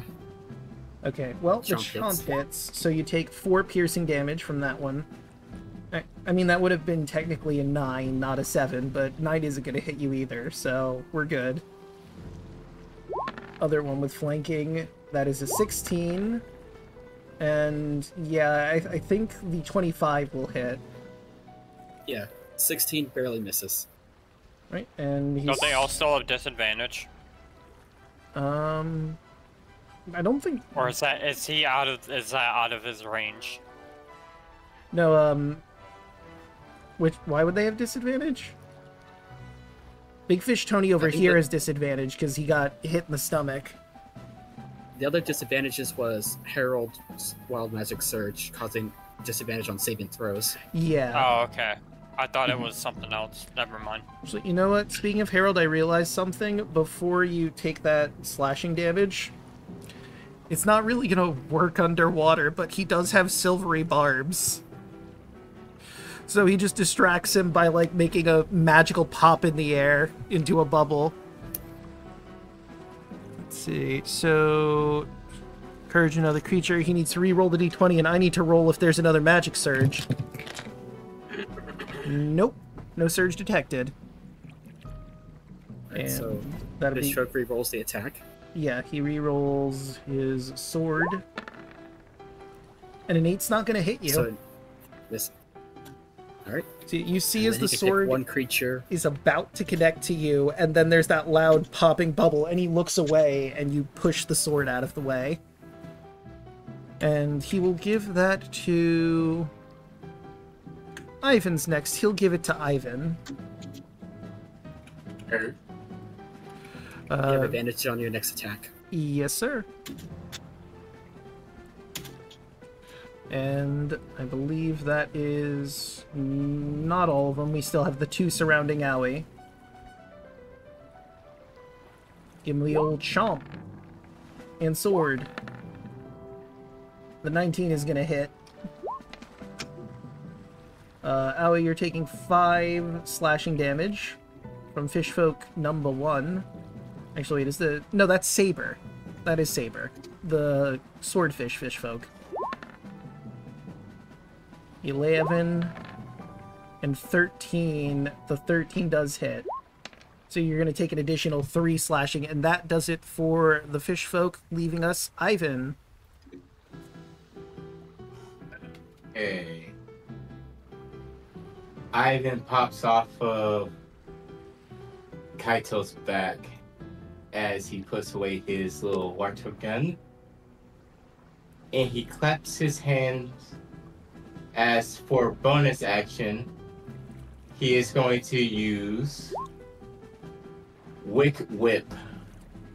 As a bonus action, I can spend 3 wicked points to ignite a 10-foot long candle wick that has been soaked in the stomach acid of a dragon frog. The flame burns at an intense heat that warps the air around it, sheds a bright light at 15 feet radius and a dim light at additional 15 feet. The wick burns for 1 minute, during which you can use it as a simple melee weapon that you consider proficient with. It deals 3d4 fire damage on hit, adding your ability modifier to the damage as normal roll, and it has finesse, light, and reach as a property. Alright, and roll that attack. And who are you attacking? Saber? And the funny thing is, with the Elliptic, they also have a natural 10-foot reach, so that makes I can hit anybody within 20 feet of me. Oh. Goddamn. I'm attacking this one. He looks a little bit too healthy.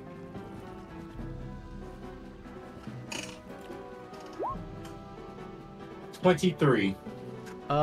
Yeah, that'll hit. Ping the one you're hitting again? 'Cause I missed This that. one. Okay, the one all the way over here. Gotcha. For 10 damage. Okay, not bad. Is it? Hold on, you've got more than 1d6 sneak attack, don't you? 2d6. Yeah, I just rolled the 1. Yeah, that only rolled 1d6, Yes, so it looks like. Add an additional sneak attack. And then you roll one more. So 12d6. I mean 12 damage. Alright, so he takes an additional 2.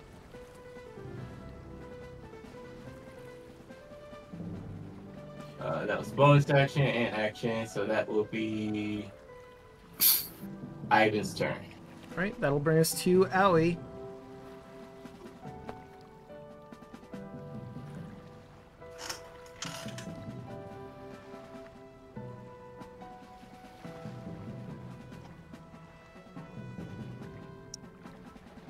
Okay, I cast Sorceress Burst.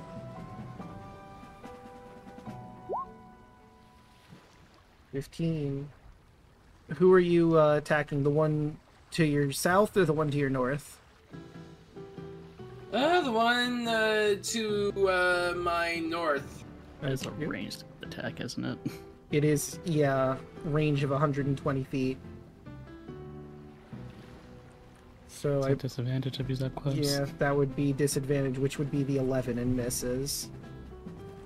Unless you target someone far away to use the 15. That's true. There are other ones he could hit. Mm-hmm. So going for this guy then, Yeah. or Hootie. Hootie, no! Hootie takes lightning! Oof. That's bad for multiple reasons, but yeah, Hootie unfortunately gets killed. No. Because there was no non-lethal electrical damage. Also, electrical damage in water. I'm just gonna roll a d4 real quick. Oh no. 2. Okay, Adam, Kaito, and Ivan, you're in that area, so you take 2 lightning damage from just the splash damage, pun intended, of using lightning underwater. Oof. Kaido was not looking good. Ivan slowly looks at Aoi. Kaido as well looks at Al and just... So does Fu. Aoi He has just- a manic look on his face from having killed someone. Kaido He's just not does in his the... right frame of mind. Kaido just does the dude what the fuck look with the arms raised. His head. First Adam, now Aoi. And no, this is funny because Kaido specifically like said, well, didn't say, but Kaido like specifically like directed when we opened the door non-lethal damage, and we've killed so many people at this point. Yeah, at least 3 fish folk are just straight up dead. That's all Aoi. Yeah? Yeah. I mean, Kaido also killed a man too, so like he has no room to talk, but that was at least accidental. I forget, Aoi, you used some of your sorcery points, right? Yeah, so I should be at 1. Okay, so sorcery points missing. You're missing 2. So your horns get a bit longer, let's say, because of and my eyes glow. Yeah, Aoi looks kind of terrifying. But that will bring us to Adam. Adam looks at poor Hootie. Fried. So sad seeing someone die right in front of him. He's just gonna fight the guy the other fish folk right next to him, just try to non-lethal punch him. 15. That will hit. Alright. And I deal 5 bludgeoning. Yeah, that takes him down. He is unconscious. Similar to before, just kind of like a little like bop to the side of the head. Right. And he slowly floats to the ground as your fist connects. But okay, something weird happened. I was trying to move down. Oh, can I add some flavor to my previous turn? Sure. To my previous turns? Yeah, I'll allow it. No. Do it like this. In like an ethereal hand. Like Aoi was going to use his dagger or crossbow, or no, his sling, and he just before. No. Do it like this. You've got power. You have to use it. Can everyone else hear this, or is this just in Aoi's head? This is just in Owie's head. Okay. I mean, I was gonna say, I don't know if we could hear it because it would also be muffled. Yeah, because the water. In the water. Right. Like you have a bit of an idea of where that came from, don't you, Draco? Mm-hmm. Oh no. Still got my bonus action, so I'm gonna try to bop Big Fish Tony.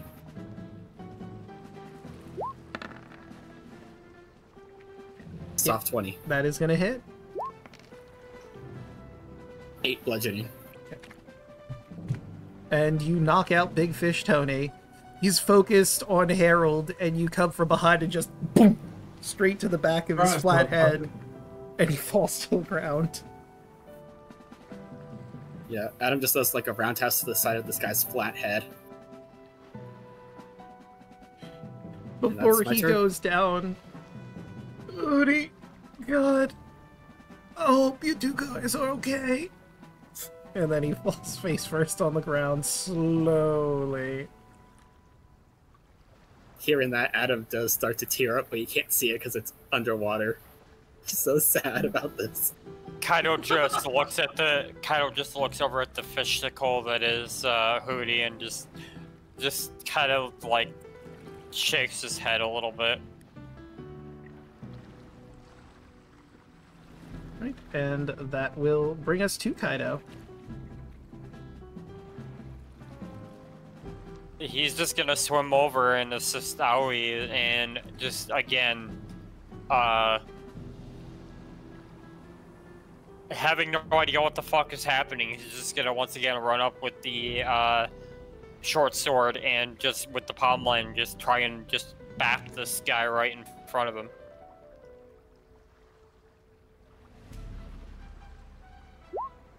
Uh, 19. That's gonna hit.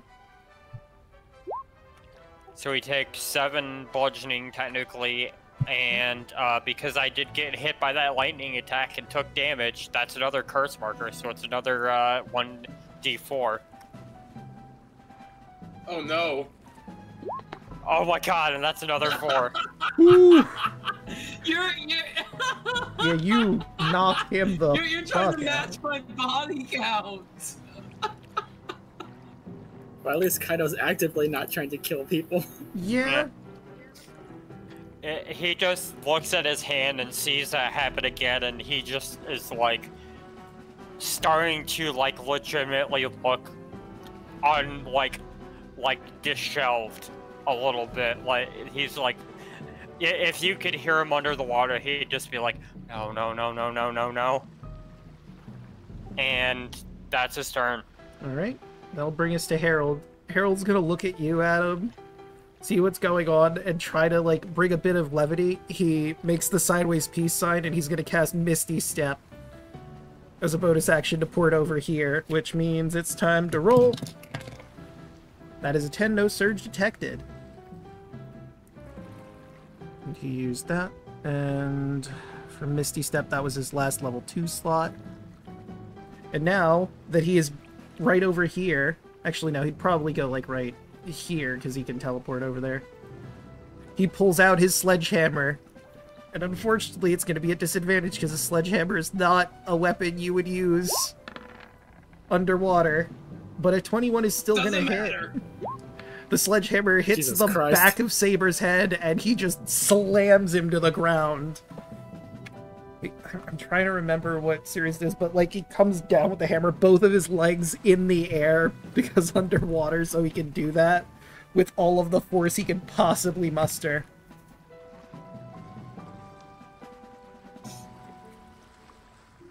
And then he like rests his hammer on his shoulder. And that's combat. You're free to explore the warehouse now. Oh, he's in fetal position. I'm just really just trying to wake up Big Fish Tony. He's like patting him, just like, come on, get up, get up, get up. Kaido with his rope is gonna start gathering around all the fish that were knocked out and try to just tie them all up in like one big cluster. All right. Puts out his whip, wicked whip, and then put it away. Who's gonna look at Hootie? Just bow very sadly. Owie's eyes stop glowing, and he looks around and sees the corpses.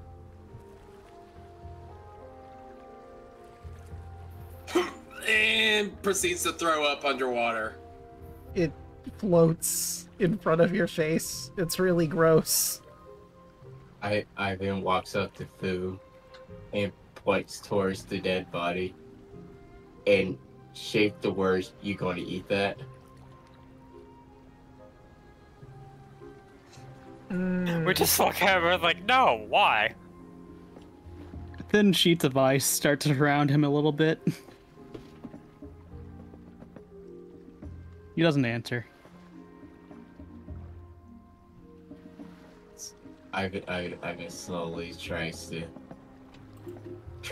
eat the dead fish person. You see the fisherman spear just separate you from him.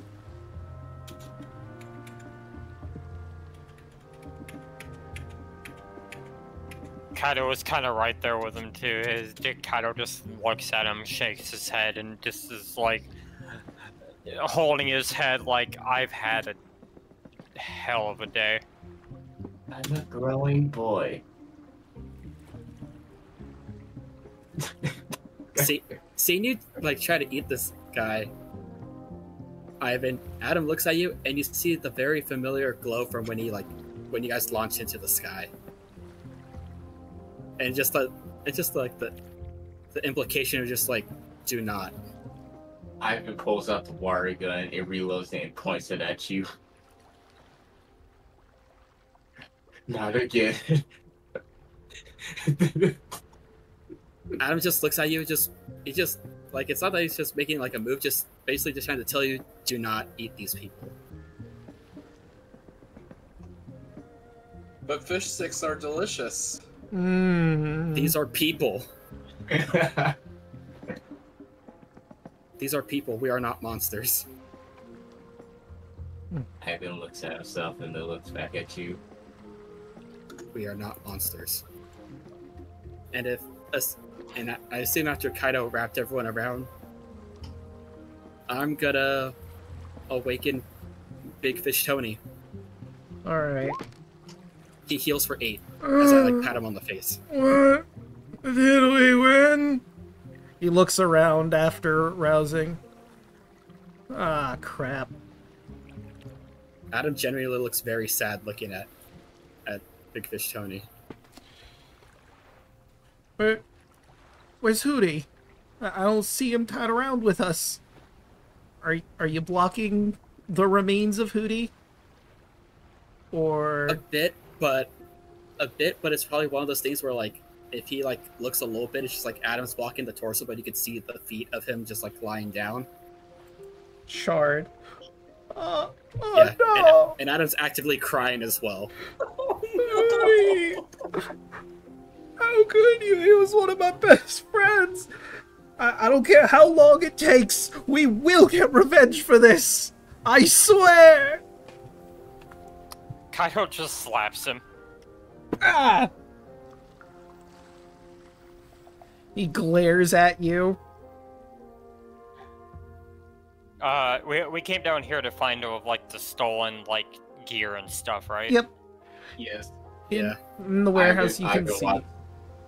Kaido will look at Ivan and Harold, just kind of motion them around, and basically, they know what he wants him to do, and so he just kind of looks at Big Fish Tony, points at Harold, tries to do a motion of like stuff, and then like a shrug, like where is it? Ivan walks up and shapes the words, "Where's the stolen shit?" Wouldn't you like to know? Kaido slaps him again.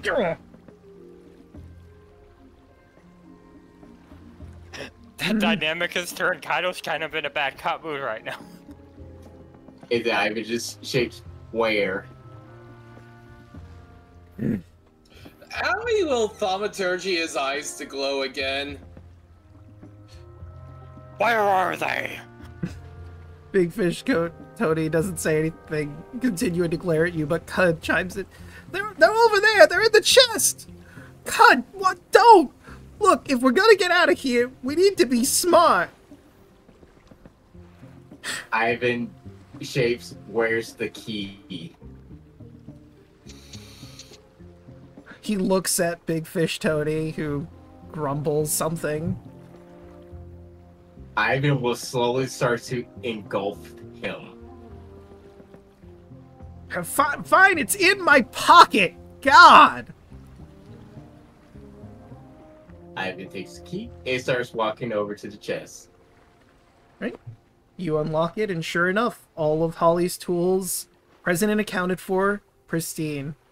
Also, because combat was happening, it was a little difficult to address, but you notice there's a machine that you haven't seen really before in this garage. It looks like kind of like a mechanical kite or something, but you can sit in it. It's weird. Mechanical what? A mechanical kite. Like, roll, you could, since you are knowledgeable in mechanics, I'd say roll a mechanic check to see if you can figure out what this might be. The nat 20 on the other side. Yeah. You have absolutely no idea what this could be. I mean, clearly they were working on something down here. Whether this is stolen too, like Holly's tools, unclear.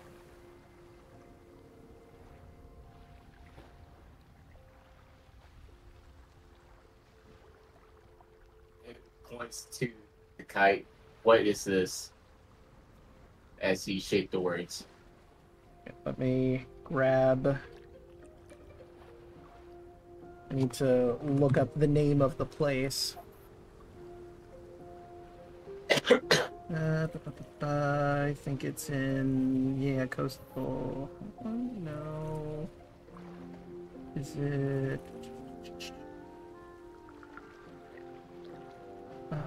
there it is. Morris stole it from some kid in Skykite Valley.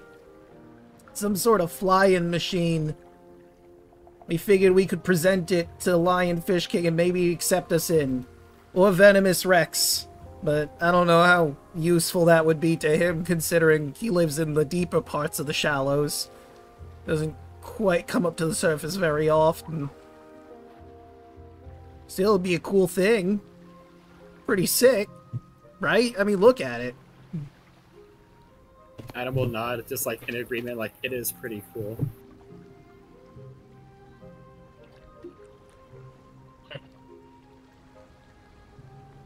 What was kid's name? Did Morris ever tell us that? I don't think he did.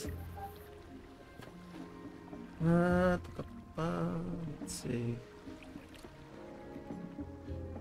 I think it says something on the side of the ship. Maybe that's his name. I don't know. I look. You see Toko, T-O-O-K, written on the side of the ship. Or the mechanical kite, whatever this is.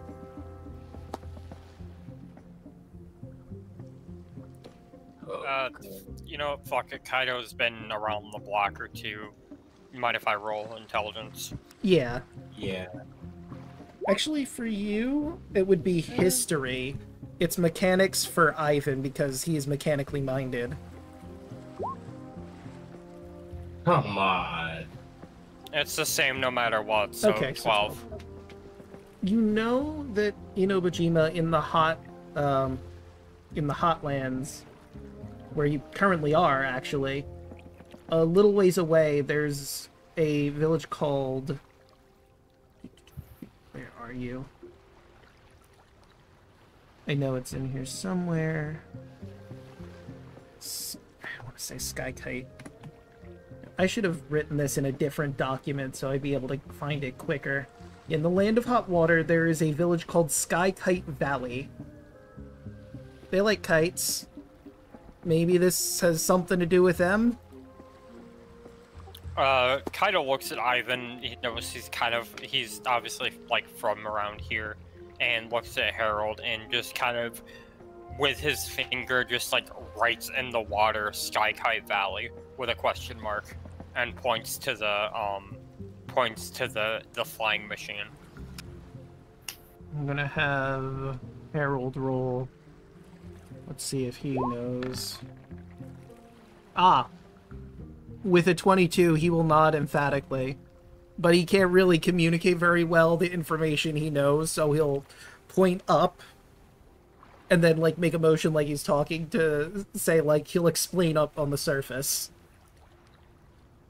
Ivan will nod. He'll just look over at where the chest is and just kind of, like, have everybody grab the stuff and just kind of look around and just kind of, like, looks at Big Fish Tony, looks at the group and all the guys we have tied up, and he kind of makes the, like, do we untie them motion. Adam will nod. I want to bring up something else, too, before you bring up. You know that fish folk teeth can be used in potions. Did you want to scour this place to look for what got knocked out in combat? Well, some did get knocked out when they rolled that nat 1. Yeah. Well, and we've got a few that we can harvest. Let's not harvest in front of the guys who are alive. I'm not harvesting. I'm just gonna take the ones that fell out. I probably punched a few out. Kaido's gonna just point to, like, a random fish hook and then, like, point to, like, the teeth in his mouth and just kind of, like, make the shape of a potion. Yep, that's pretty obvious. So I will say it'll take like 10 minutes if you want to scour this place looking for the teeth.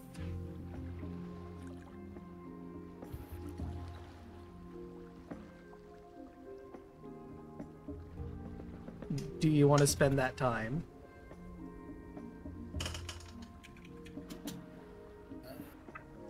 Yeah, probably.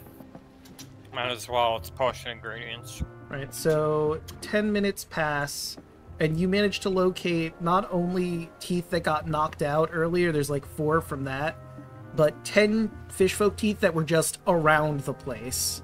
It seems they just sort of let their teeth fall whenever, what may, and just sort of don't deal with them, so you easily collect 14 fishfolk teeth. I mean, it's easy when they have a diet that consists of Coca-Cola. I mean, they're also, like, not, I guess, kind of part shark. They have teeth that regrow really quickly. So they don't really need to give a damn about losing teeth.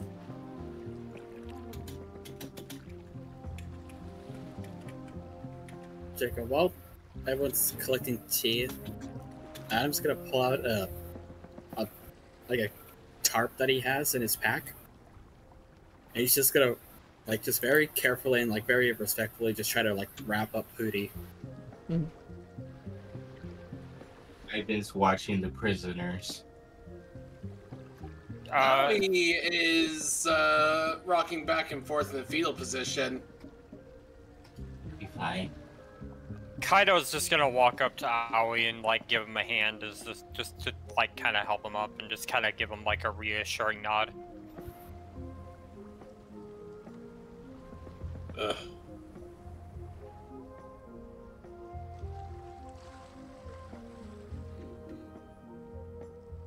Yeah.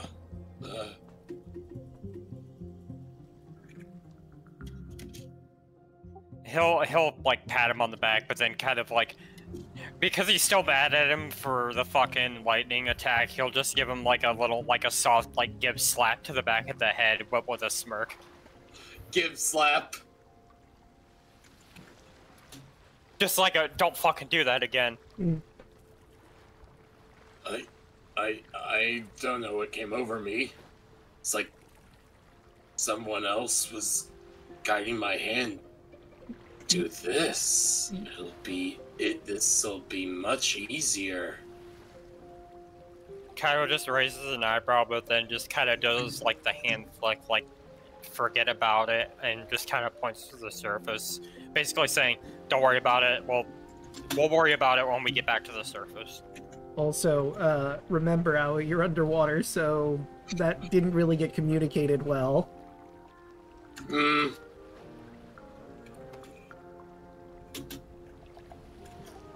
Kaido's gonna kind of like try to gauge.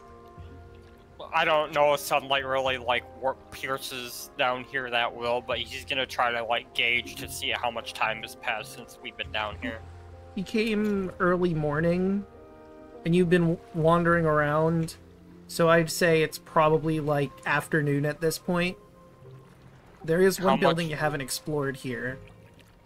Well, technically two if you count the train. I'd say number 3 is one of them, right? Yeah, that's the train depot that you saw earlier. How much time do we have left on the water-breathing spell? It lasts potion? for 8 hours, so I'd say you'd probably still have... I don't think it would have taken 4 hours to do this. Let's say 3 hours are gone from it, so you got at least 5 more hours of water breathing. Kaido's gonna point over to the train depot and just kind of like gauge everybody's feelings of like, do you wanna explore down there still? Adam will nod. Harold also nods. I just shakes his head no. Kaido just hands on hips, like, of course you would say no. I will say yes. Ivan points to himself and then puffs himself up like a puffer fish. Kaido just grabs him and just sticks him into his backpack again. The question of Bucking, do we let the fish folk go right now or just leave them here for a little bit? I say leave them there. I mean, well, they'll probably find a way to free themselves regardless. So Kaido will just say, just let them go. We got what we needed.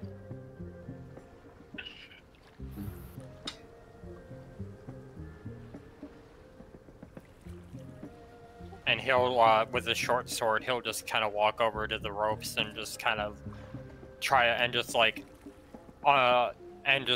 start untying them and making sure that they're all let go, and just kind of give them like the shoo, get on with it. They glare at you. They're in no shape to fight you, so they just walk away. No idea what it's like being aimless, drifting around, trying to figure out your place in the world. We have no king, no leader, so we just wander around. What home do we have? And with that, Kaido looks at Big Fish Tony, looks over at Marrow Lady, and just points to Tony himself and just does like a crown motion, like, you could lead him.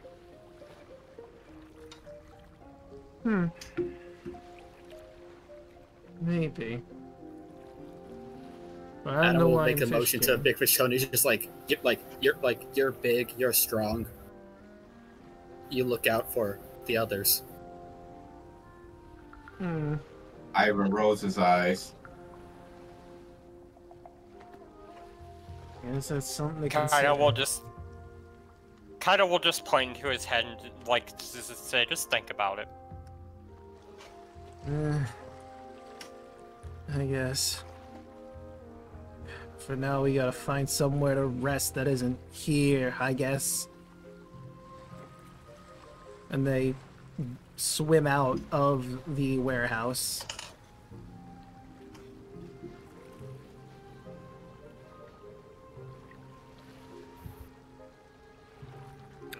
Kaido starts walking towards the train depot. Did they leave the rest of the bodies, or did they take them with them? They'd probably take the bodies with them so they can properly mourn them. Alright. We'll continue his backpack status on Kaido. Number 3. This well-built wooden structure has the arrival and departure times for the train still visible that are posted within a glass-covered frame. Behind the ticket counter is a large cluster of what appears to be a type of coral.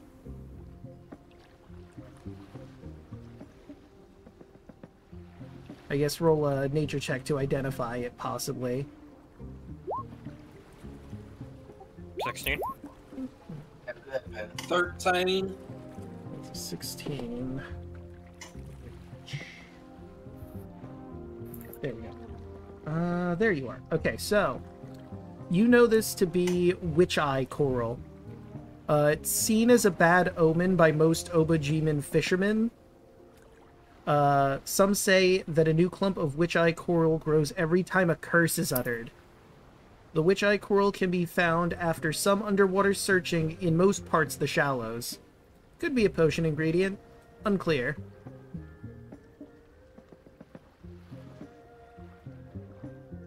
Dolphin noises emit from Owie as he's inventing new curses.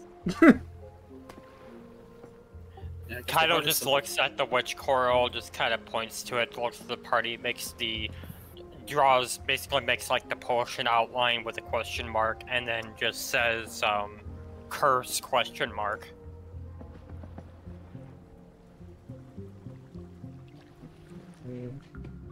I'll try to grab some. Alright. It's easy enough to break it off. Do you try to, like, just harvest it to death, or, like, just take a few pieces of it? Let's take a few pieces. Alright, we'll say you get oh, sorry, go ahead. Nah. I was just only getting, like, a couple pieces, so... Alright, so you get 2 pieces, and as you're breaking off the coral, you see there's, like, a little hole in it, and little water spirit swims out it. Hey, what are you doing to my house? Oh, sorry. And I will just, like, bow and apologize and just hand that back. Cast mending. Alright. Don't see many of you folk down here usually. What are you here for? Kaido just kind of looks over where we've got all the stolen goods that we came back from and just points to them and just points up to the surface. Oh. Trying to get stuff. You know, you guys wouldn't have happened to find a pearl around here, would you? I really want that pearl. I'd be willing to give you, I guess, some of the pieces of my house, and I have another thing. Hold on. He goes back into the hole and comes back out after a few moments with what appears to be a spirit train ticket in his mouth. Could give you we have that pearl, right? You do, yeah. Game. Yeah. I don't remember who grabbed it. I think I have it, but I'm gonna look at Fu, seeing as we're talking to a spirit, see if he has any idea what's going on, or if he recognizes the ticket. He nods. He tries to convey that that's how he got here, by like making a formation of a mountain, pointing to himself, and then kind of like serpenting his arm, kind of like a train on a track. I mean, there also is a train underwater right here you can point to. Or that. I didn't even notice that. Wait, you came here underwater? He's not looking at Aoi. And I guess Adam will look to Fu and just be like trade, question mark? The pearl for coral and the ticket. He gives you a thumbs up. Then it's a trade. Right, so he takes the pearl from you and hands you the ticket as best he can with no arms, so it just sort of floats. As you hold the ticket, it's weird. Even though you're underwater, this ticket feels dry. As if magic keeps it from getting damaged. Oh, I don't know if any of you know the Summon Spirit Station spell or whatever it is. Witches come down here sometimes to collect potion ingredients. I could give you the code to get down here if you wanna. Not. And he basically, like, swims in the water making shapes. And none of you have this spell yet, but if you ever learn the Create Spirit Train Stop, you now know how to get the Spirit Train to drive you here.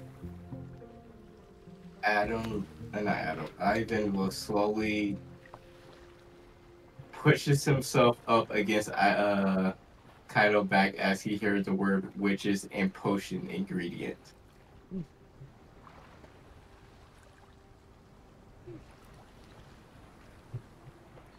I think they're the Fish Head Coven. I mean, it would make sense, considering, you know, swims around gesturing to everything. Nuts. Alright, well, you guys have yourselves a good one. I'm gonna get back into my place with my new pearl. Thank you very much. He does, like, a little does he bow. allow us to take? He will allow you to take 5 pieces of coral, let's say. And what's the coral called again? Sorry. Witch's Eye Coral.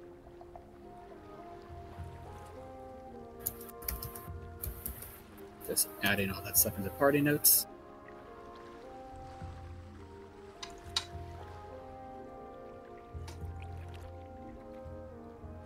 And the choice is yours. You could either surface now, or you could explore the train cars and see what's going on over there.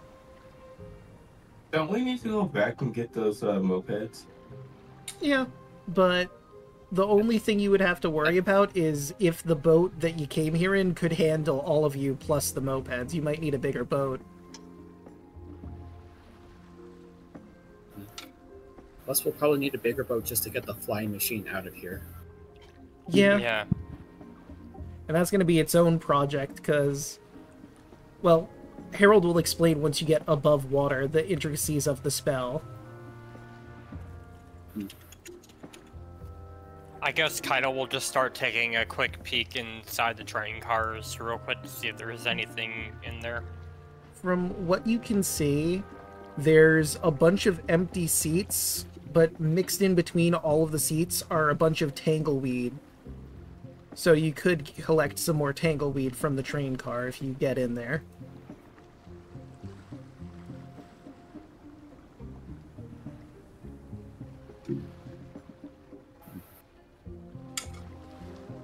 If that's about the only thing really worth it, he's just gonna look and point and kind of right out in the water tangleweed.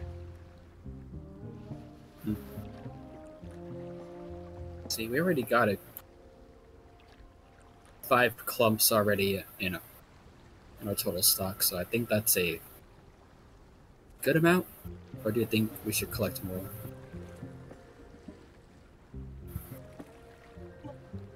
Kaido shrugs. I think that's good now. It seems like we could just come back here, so... If you ever I get mean, to and Street then Train at that point, he'll just kind of point to the surface and just be like, y'all ready to go? Harold's gonna tap the section on his body where the goat skin balloon is, basically saying, let's pull them and go up. As that would be the fastest way to go up. Kaido does the thumbs up. Right? And everyone deploys their balloons, and you all begin rapidly ascending to the surface once more. And Holly's just basically been waiting on the boat. So, did you find them? I'm sorry, Hallie. They were all destroyed. No! Kaido just looks at him, looks over to whoever grabbed this stuff. She's actively crying. Hearing her has guts it. are gone. And then he slowly just like pulls it out. See? she goes over to the edge of the boat and punches you. And I like to imagine as she punches you, your like body just ripples a bit from it. Tell like that. Sure. Hey, you lied about my tools. You can't do that to me. You know how much I care about my babies. If you really care about the weapons, then they would have been put up properly, like Dad told you to. I know where they are in my system. If you just... I know where everything is. If I leave them out, they don't need to be hung up. It's fine. That means any random smuck like the fish people can come and take them. Well, they normally don't break into our place. Gonna have to set up security now. That's gonna be a pain in the ass. Ugh. We did bad things. Well, considering the beating we gave them, I don't expect them to be doing that anytime soon. They're gonna be even more mad. We killed people. Oh I my almost died again. Oh my god! What the heck happened down there? Kaido was still, like, very clearly bleeding from his wounds. Like, that never, like, really healed. And he just is like, don't ask. Let's Ivan does a thousand eye stares. Let's get on the boat. let's get you Let's out of dry the off water before what you happened. attract a shark. Look at Aoi it up. just starts dry heaving again. Gonna start patting Aoi's back and just trying to comfort him. Right. Well, now that that has been sorted, this feels like a really awkward time to do it, but I would like to see what's in that suitcase we uncovered. Maybe it'll cheer us up a bit? Is it locked? Yep. It was locked. Ivan pulls out his lockpicks. So let's see. And he slowly looks at Holly. See, my tools are still here. They probably secure. And no one has stepped them. And then he just starts lockpicking. 3, 4, 5. Okay, so that would be... Alright, yeah, you crack it, and as you pop the suitcase open, you see a little figurine of what looks to be a cat person samurai. Looks actually very similar to the cat person that's on Harold's shirt. He goes, "Oh, no way! Is that a mint condition Neko Ronin figurine?" He immediately, like, leans in, looks at it. Oh my god, this is huge. Why is it holding a pizza?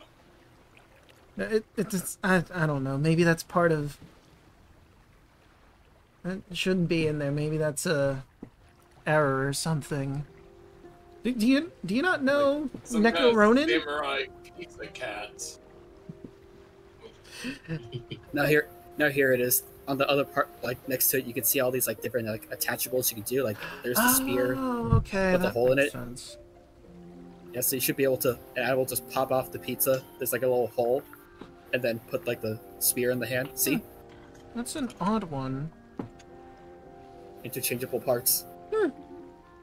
That's really cool. Would you mind if I took this? I'm a really big fan of Neko Ronin, and honestly, it would be interesting to properly investigate these figurines. Maybe we could reverse engineer them with enough study. Ooh. No. Just don't lie. You want to play with it, don't you? Look, I mean, is that a factor? Yes.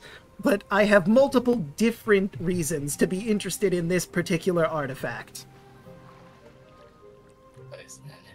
You know, above game, the funny thing is, this is a scenario where, like, if somebody just so happened to be playing a Tabaxi Samurai Fighter, this would have hit even better. Yeah. If you let him, and if you don't know about Neko Ronin, Harold will 100% gush about Neko Ronin. It kind of figures that's why he's not asking what it is. Alright, so, the story of Neko Ronin follows a man who failed his liege lord. There was an attack on the capital, and unfortunately he was taken out, and something of great value was stolen. So, instead of having him commit seppuku like would normally be the case, his lord gave him an ultimatum. Find the people who stole the artifact. Help people along the way, and you will reclaim your honor. It's a really cool story. And I don't know why, but I feel a kinship with him after reading through all the books and seeing a bit of the show. One of my favorite parts is when he takes on the Tengu gang.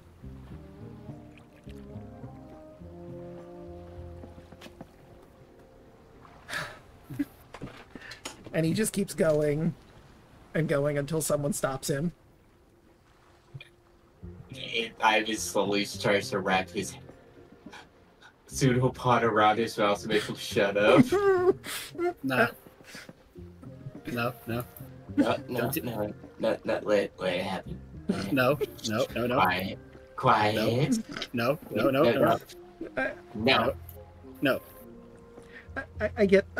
I can take the hint. I get a little out of control sometimes when talking about my favorite. It's fine. But if you want someone to be quiet, you don't choke them with slime. I didn't choke him. I just closed his cover up his mouth. He can still breathe out his nose. Still not. It's still the equivalent of putting your hand on somebody's mouth. That's still very rude. It is a little rude, yeah. Oh yeah, Holly, we killed people. I heard that. I'm assuming fish folk? I explained in gore some detail what happened. Getting a 1,000-yard stare. Oh. I didn't kill anything. Okay. And then there was the puffer fish. Don't talk about that. Yeah, Ivan just... His body jiggles as he's shuddering in fear. Right. Well, I'm happy to get my tools back, and you all deserve your payment. Like I said, I couldn't really give you much, but something I could do. Was there anything down there interesting that you might have wanted that you just can't because the ship is too small? I mean, there is a moped down there. A couple of them, actually. Oh! There was a truck, and then there was a flying machine. Oh yeah, some sort of flying machine. Huh. Must be from Skykite Valley. I guess someone lost it. Harold just remembers. Oh, right. So I have this spell called Bubble Lift that I can do.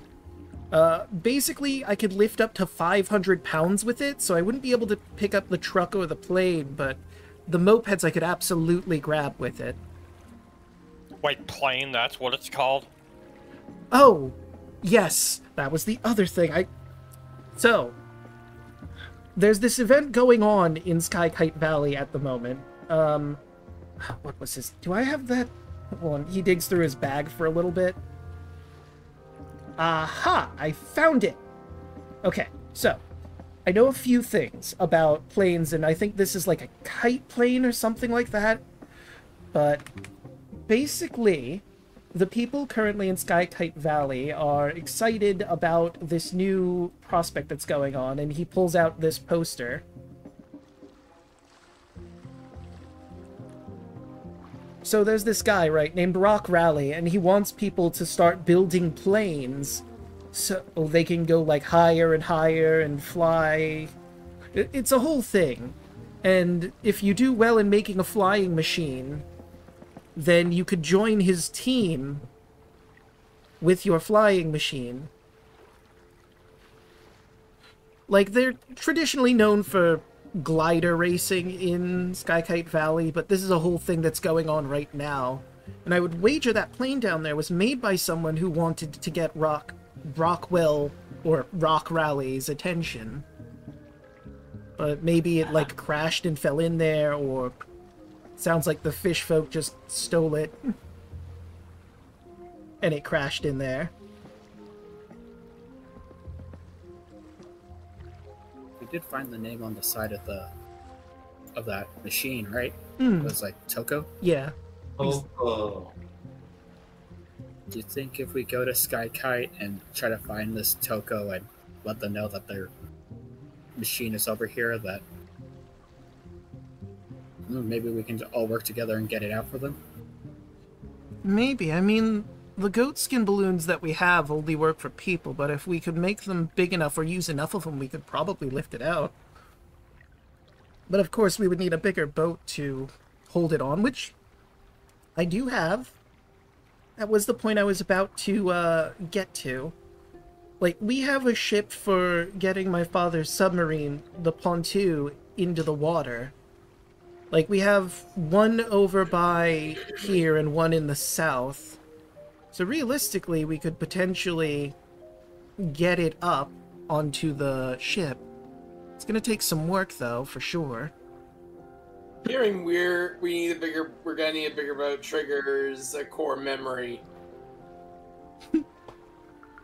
Wait a minute. Can we use the pontoon just to get the stuff out? No, I don't think so. The pontoon isn't really a salvage vehicle. It's more of an exploration vehicle. Plus, it's broken at the moment in the south. At some point, they need to get me to go down there, but it's a bit difficult. That's a whole nother adventure in itself.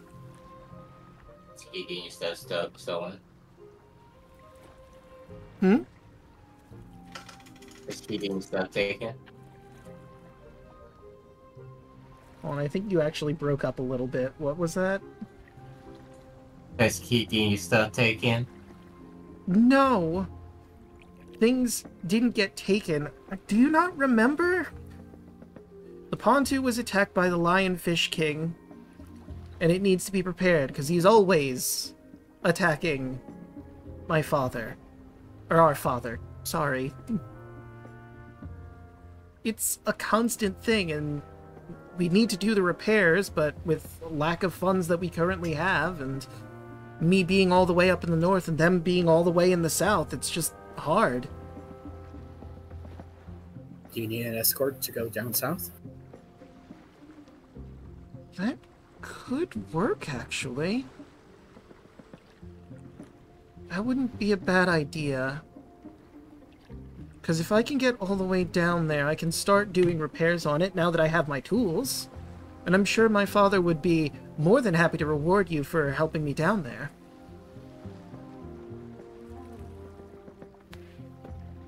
And then we'll be able to, potentially with that ship, we'll be able to help get all this stuff out too. Yep, makes sense to me. I mean, like I said, the Pontoon specifically is not a salvage vehicle, but as long as we have one of the bigger boats for transporting the Pontoon, we could definitely pick up the plane. Or kite plane, or whatever it is exactly.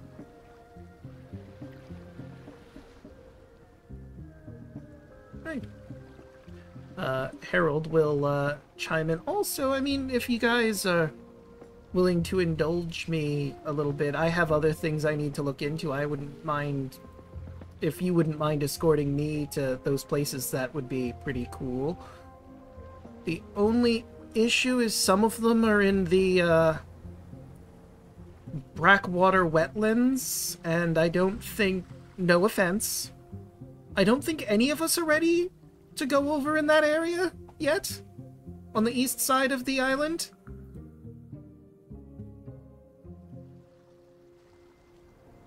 Don't know much about that, the east side. All I know, I just can't deliver letters out there. There was a tidal wave relatively recently, and things have been weird over there for a bit. There's a whole thing that a lot of people are looking into. More people on the east side know about this. People on the west have no clue. I only know because I'm part of the AHA. There's like a sort of corruption going on. Creatures turning into Not exactly slimes, but some sort of ooze monster. I think it affects spirits too, and there's floating skeletal fish. It is weird over there.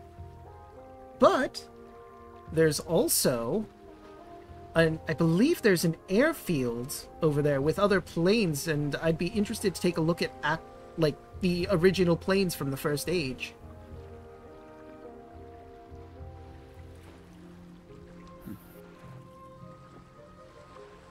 I believe it's called... He looks into his bag and does some digging around. Is it... Oh no, wait, that's not there. That's not all the way in the east. It's actually closer to the south. The Broken Bird Airfield. We could probably make our way there. I think that's Harpy territory, but there is a man who's there who I've gotten in contact with, named Finn. And he seems to be working on the planes down there. Could be interesting. Plus, I mean, if we help him out, if he needs any help, he'd owe us a favor, and if he repairs one of those flying machines, we could fly somewhere. That'd be pretty cool.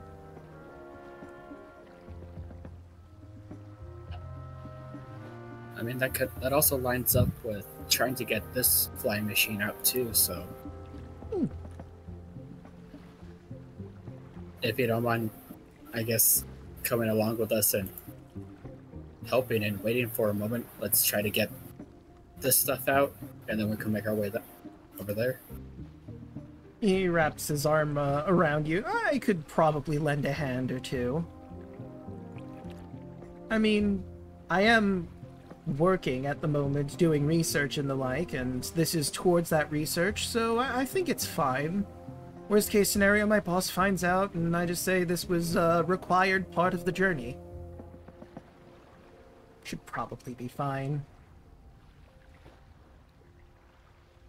Yeah, and I'll keep you safe. Appreciate it.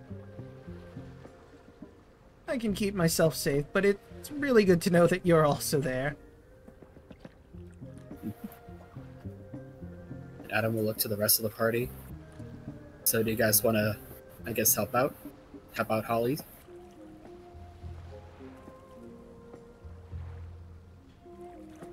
I was Holly. I don't think I have a choice.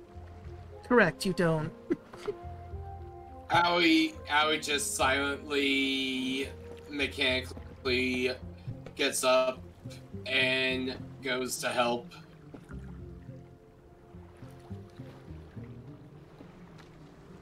Oh, slow down there, Howie. If we're gonna be helping somebody, we should probably rest first. I don't think we're really in a condition to go out on another adventure. Yeah, we should probably head back to the Northern Lodge. If I work, I don't have to think about it.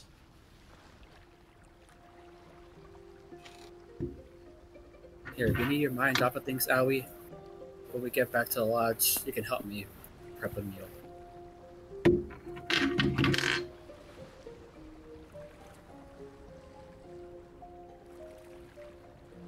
Alright, well, I suppose we should probably get on back to the lodge so all of you can rest up and I can get my stuff together. I wish there was a way I could send them a message or something, but...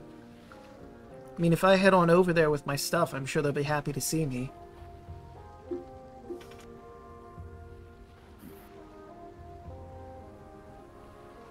Maybe I could send a letter and it might get there before us? It's a bit of a journey. I mean, I am a member of the Couriers Brigade. But you're going to be traveling with us, so... I then points to the roommate. What about him? I am not a member of the Courier Brigade. I am part of AHA, which is archivists, historians, and archaeologists. AHA. It's a fun little joke. Draco, what I know about, like, I guess how would I word it? Basically, like expedited or rush mail. If like let's say we try sending a letter tonight, and if I put like a special seal about like this needs to be urgently sent over there, if that can be sent ahead of us. Yeah. No, you can definitely help with that, and there are people that have like animals they use that would increase the speed and probably get there faster than you. There's also the sky lanterns, if you recall, that people can use to deliver letters, so there are ways to get it faster than by foot. So if she makes this like a first-class mail, and you'd probably have the like seals necessary to put that forward, she could get a letter written up, and that could get taken care of in the morning by whoever comes here to pick up the mail. I'll let her know about that. Okay, good. I was worried because I didn't have anything to properly mark this as first class, but I forgot since you're here, you probably have that stuff on hand. Alright, I'll go write up a letter and let them know we're on our way.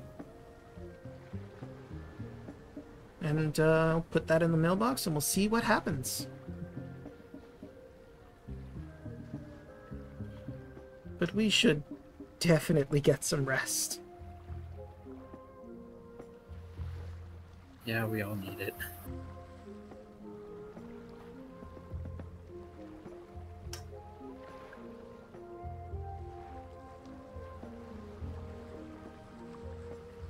Alright.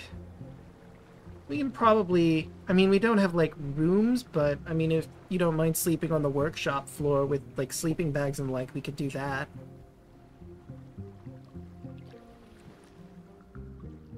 I finally managed to pump out all of the water from the floor from when the fish folk came in. Should be fine. Do you have all your stuff off the floor this time? Look, I'm gonna put it back to the way I like it.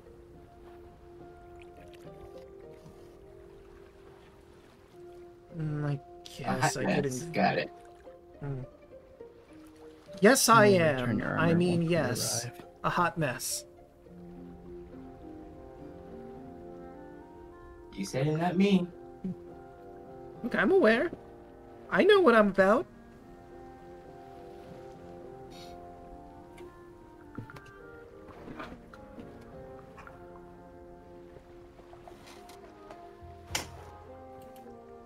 Holly, unapologetically a hot mess. I guess if we're allowed to, we'll settle down for the night. Right, and you settle down. You've got a long road ahead of you. Excuse me. I'll return the armor. She appreciates that. Holly collects everything that she loaned you that either you didn't use or that she wanted back. The armor, the fins, all the candies. And the flare stones and all that. Yeah. She even mentions you'll and the bag of rocks. Yeah, you'll probably need these again if you're gonna go try and get that plane. Also,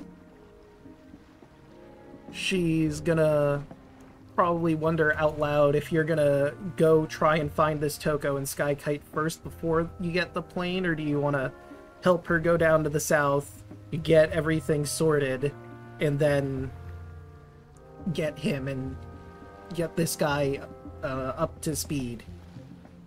Like, what's the order of operations here?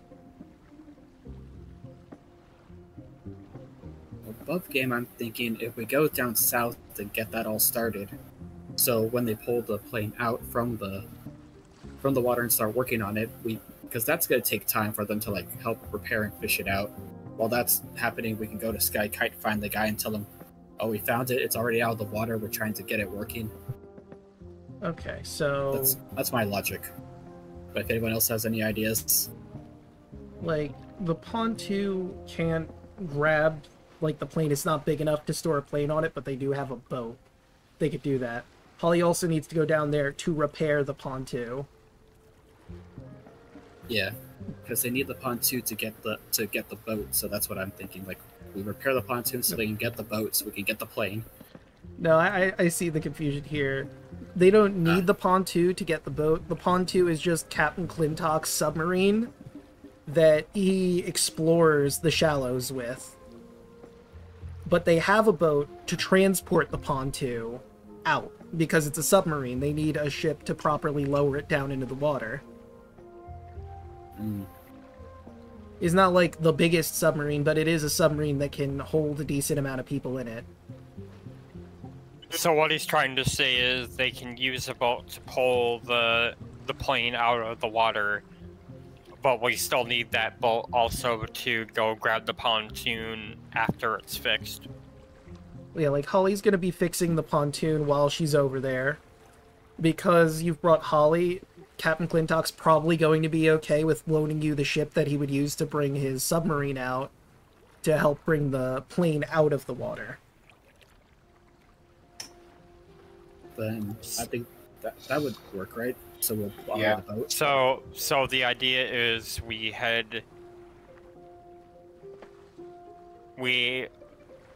get the boat. We go get the boat.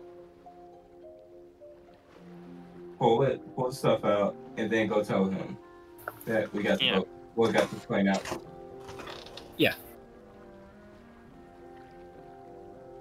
Alright. So now we know what we're doing. So, I have one final question. Do we want to end the session here? Because this seems like a decent stopping point, or maybe go a little farther.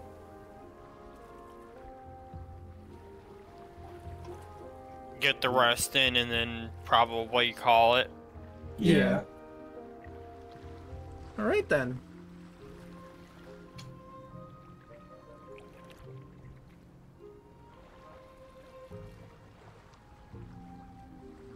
Alright, so let's start going around the horn. Who'd like to go first?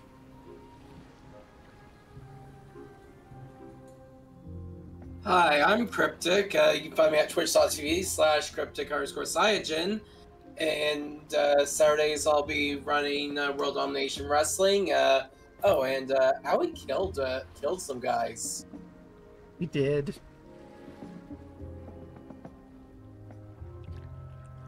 It's kind of fucked up. Fucked up. It kind of did have to happen. Yeah. Like, I'm not trying to play him like a murder hobo. It's just, unfortunately, certain things happened, and, yeah. Who would you like to pass it over to? Chaco-kun. Hello, I am Chocolate Zombie 101. You find me all over social medias, any form of Chocolate Zombie 101. I stream on Twitch. Tuesdays you find me, Draco, and Hoshi on our channels playing through Baldur's Gate 3. We're about to deal with the murder tribunal. Yay. We also robbed a bank last stream. Again. Oh, that's right. Wednesday nights you can find me here doing Obojima as Kaido, and then earlier in the day Wednesdays you can find me and Cryptic over on twitch.tv/TwitchPerson for Power Under Cyberstruck, our Power Under Tabletop RPG campaign. Next week we'll be finishing off the Blue Ranger arc, and then probably going on a hiatus, I believe was what we decided. Well, Twitch deals with some personal issues. So, mental and physical health is important, kids. Yes, it is very important. Do not be afraid to seek the help that you need. Yes. And then Thursdays you can usually find myself and many others here on Draco's channel for party games if and when we do them. And then I'll pass it off to Broden, I think, because I don't think you went. Nope. I don't have anything to plug, just tonight's been really fun. Adam's scared that people died and he's very sad about it. He needs to talk to people about it. He needs to talk to everyone about it, but it'll be fine, probably. But I'll just pass it on to the next person who needs to go. Did you already go, Hoshi? Hello, everybody. I'm Royal Hoshi. You can find me on all social media as Royal Hoshi. Tuesdays, you can find me, Draco, and Choco playing Baldur's Gate 3. As Choco said, we robbed the bank again. And then we found Miss and his little cute little hamster. Wednesdays, you can find me here playing your little favorite slime boy Ivan, as he's now unlocked the new the new personality of a mechanized backpack.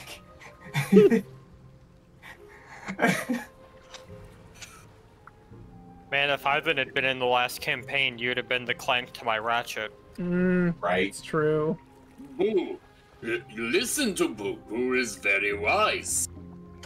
Yes. And then, the longer this goes on with Ivan, the more things I get.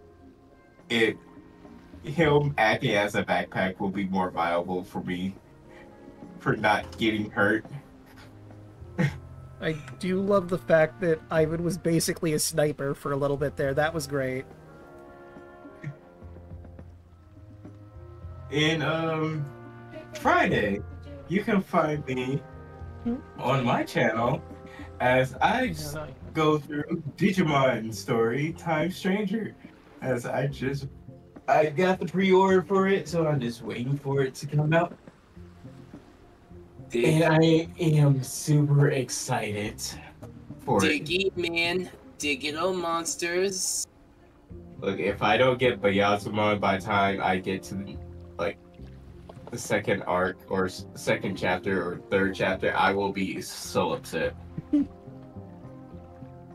Because he's downright my favorite Digimon. But other than that, that's it for me. Dan, your turn. Hello, I'm Thanatos. I play Fuyuhiko on Wednesdays, and you can find me over at the Lost Knights playing the Lost Chronicles of Fate, which we will be starting again soon. I think at some point this month. From what I remember, we're on a boat and we need to fight through a horde of undead to try to get to a portal to get back to the material plane. Yes, you do. Other than that, I don't really have anything else. So, Draco, it's on you. And that brings it to me. Hello, everyone. You've already found me here. I stream Mondays, Tuesdays, Wednesdays, Thursdays, and Fridays. Monday is Persona 3 Reloaded, where we've... or not Reloaded, Reload, where we have killed the High Priestess, who was trying to smash a train into another train while we were riding it, which was very uncool of her, by the by. Now we're just, between full moons trying to get our stuff together, and midterms are coming. Great. Tuesdays, as previously mentioned, you can find me, Choco, and Hoshi here doing Baldur's Gate as we deal with the murder tribunal before we take on Orin to get that last Netherstone. Wednesdays, you can catch our heroes here as they escort Holly down south to the Southern Divers Lodge. What will they encounter along the way? You'll have to tune in to find out. Thursdays normally would be party games, but I realized October snuck up on me, and it's the 1st of October. Well, now the 2nd of October. So I think I'm going to put my October horror game in on Thursday. Just because it makes sense to do that. So I'm thinking I'm probably going to do... what is the name of it? Not Somnium, the first game. I'm drawing a blank on the name of the game. It's... That's gonna kill me. I think it was AI, the Somnium Files was the first one, but the second one is like something Nirvana. Somnium... AI Somnium Files... Nirvana Initiative, that's what it was. Sorry about that, I completely spaced. I downloaded that a while ago, I haven't played it yet. So all I know is, I think the characters from the previous game show up in it. I'm going in very blind. So tune in for Murder Mystery, most likely, on Thursday for the month of October. And Fridays, you can catch me and my lovely girlfriend yelling at me, yell 10 and low. They're over there. And we play Pokemon Scarlet and Violet. They're trying to get their team back into shape after losing 3 Pokemon during grinding for the Elite Four. Yeah. And Yeah. yeah. And I am trying to get through all of the special coaches in Blueberry so I can unlock that secret boss guy. But with all of that said and done, how about we find someone to raid? I have... also, I need to do this. There we go. I have Iroh and MJ McFly both doing State of Decay 2. Skeleton Alpha doing Abiotic Factor, and Hinadu currently just chatting. They probably just started streaming. Yeah. I was thinking I would raid someone I haven't raided in a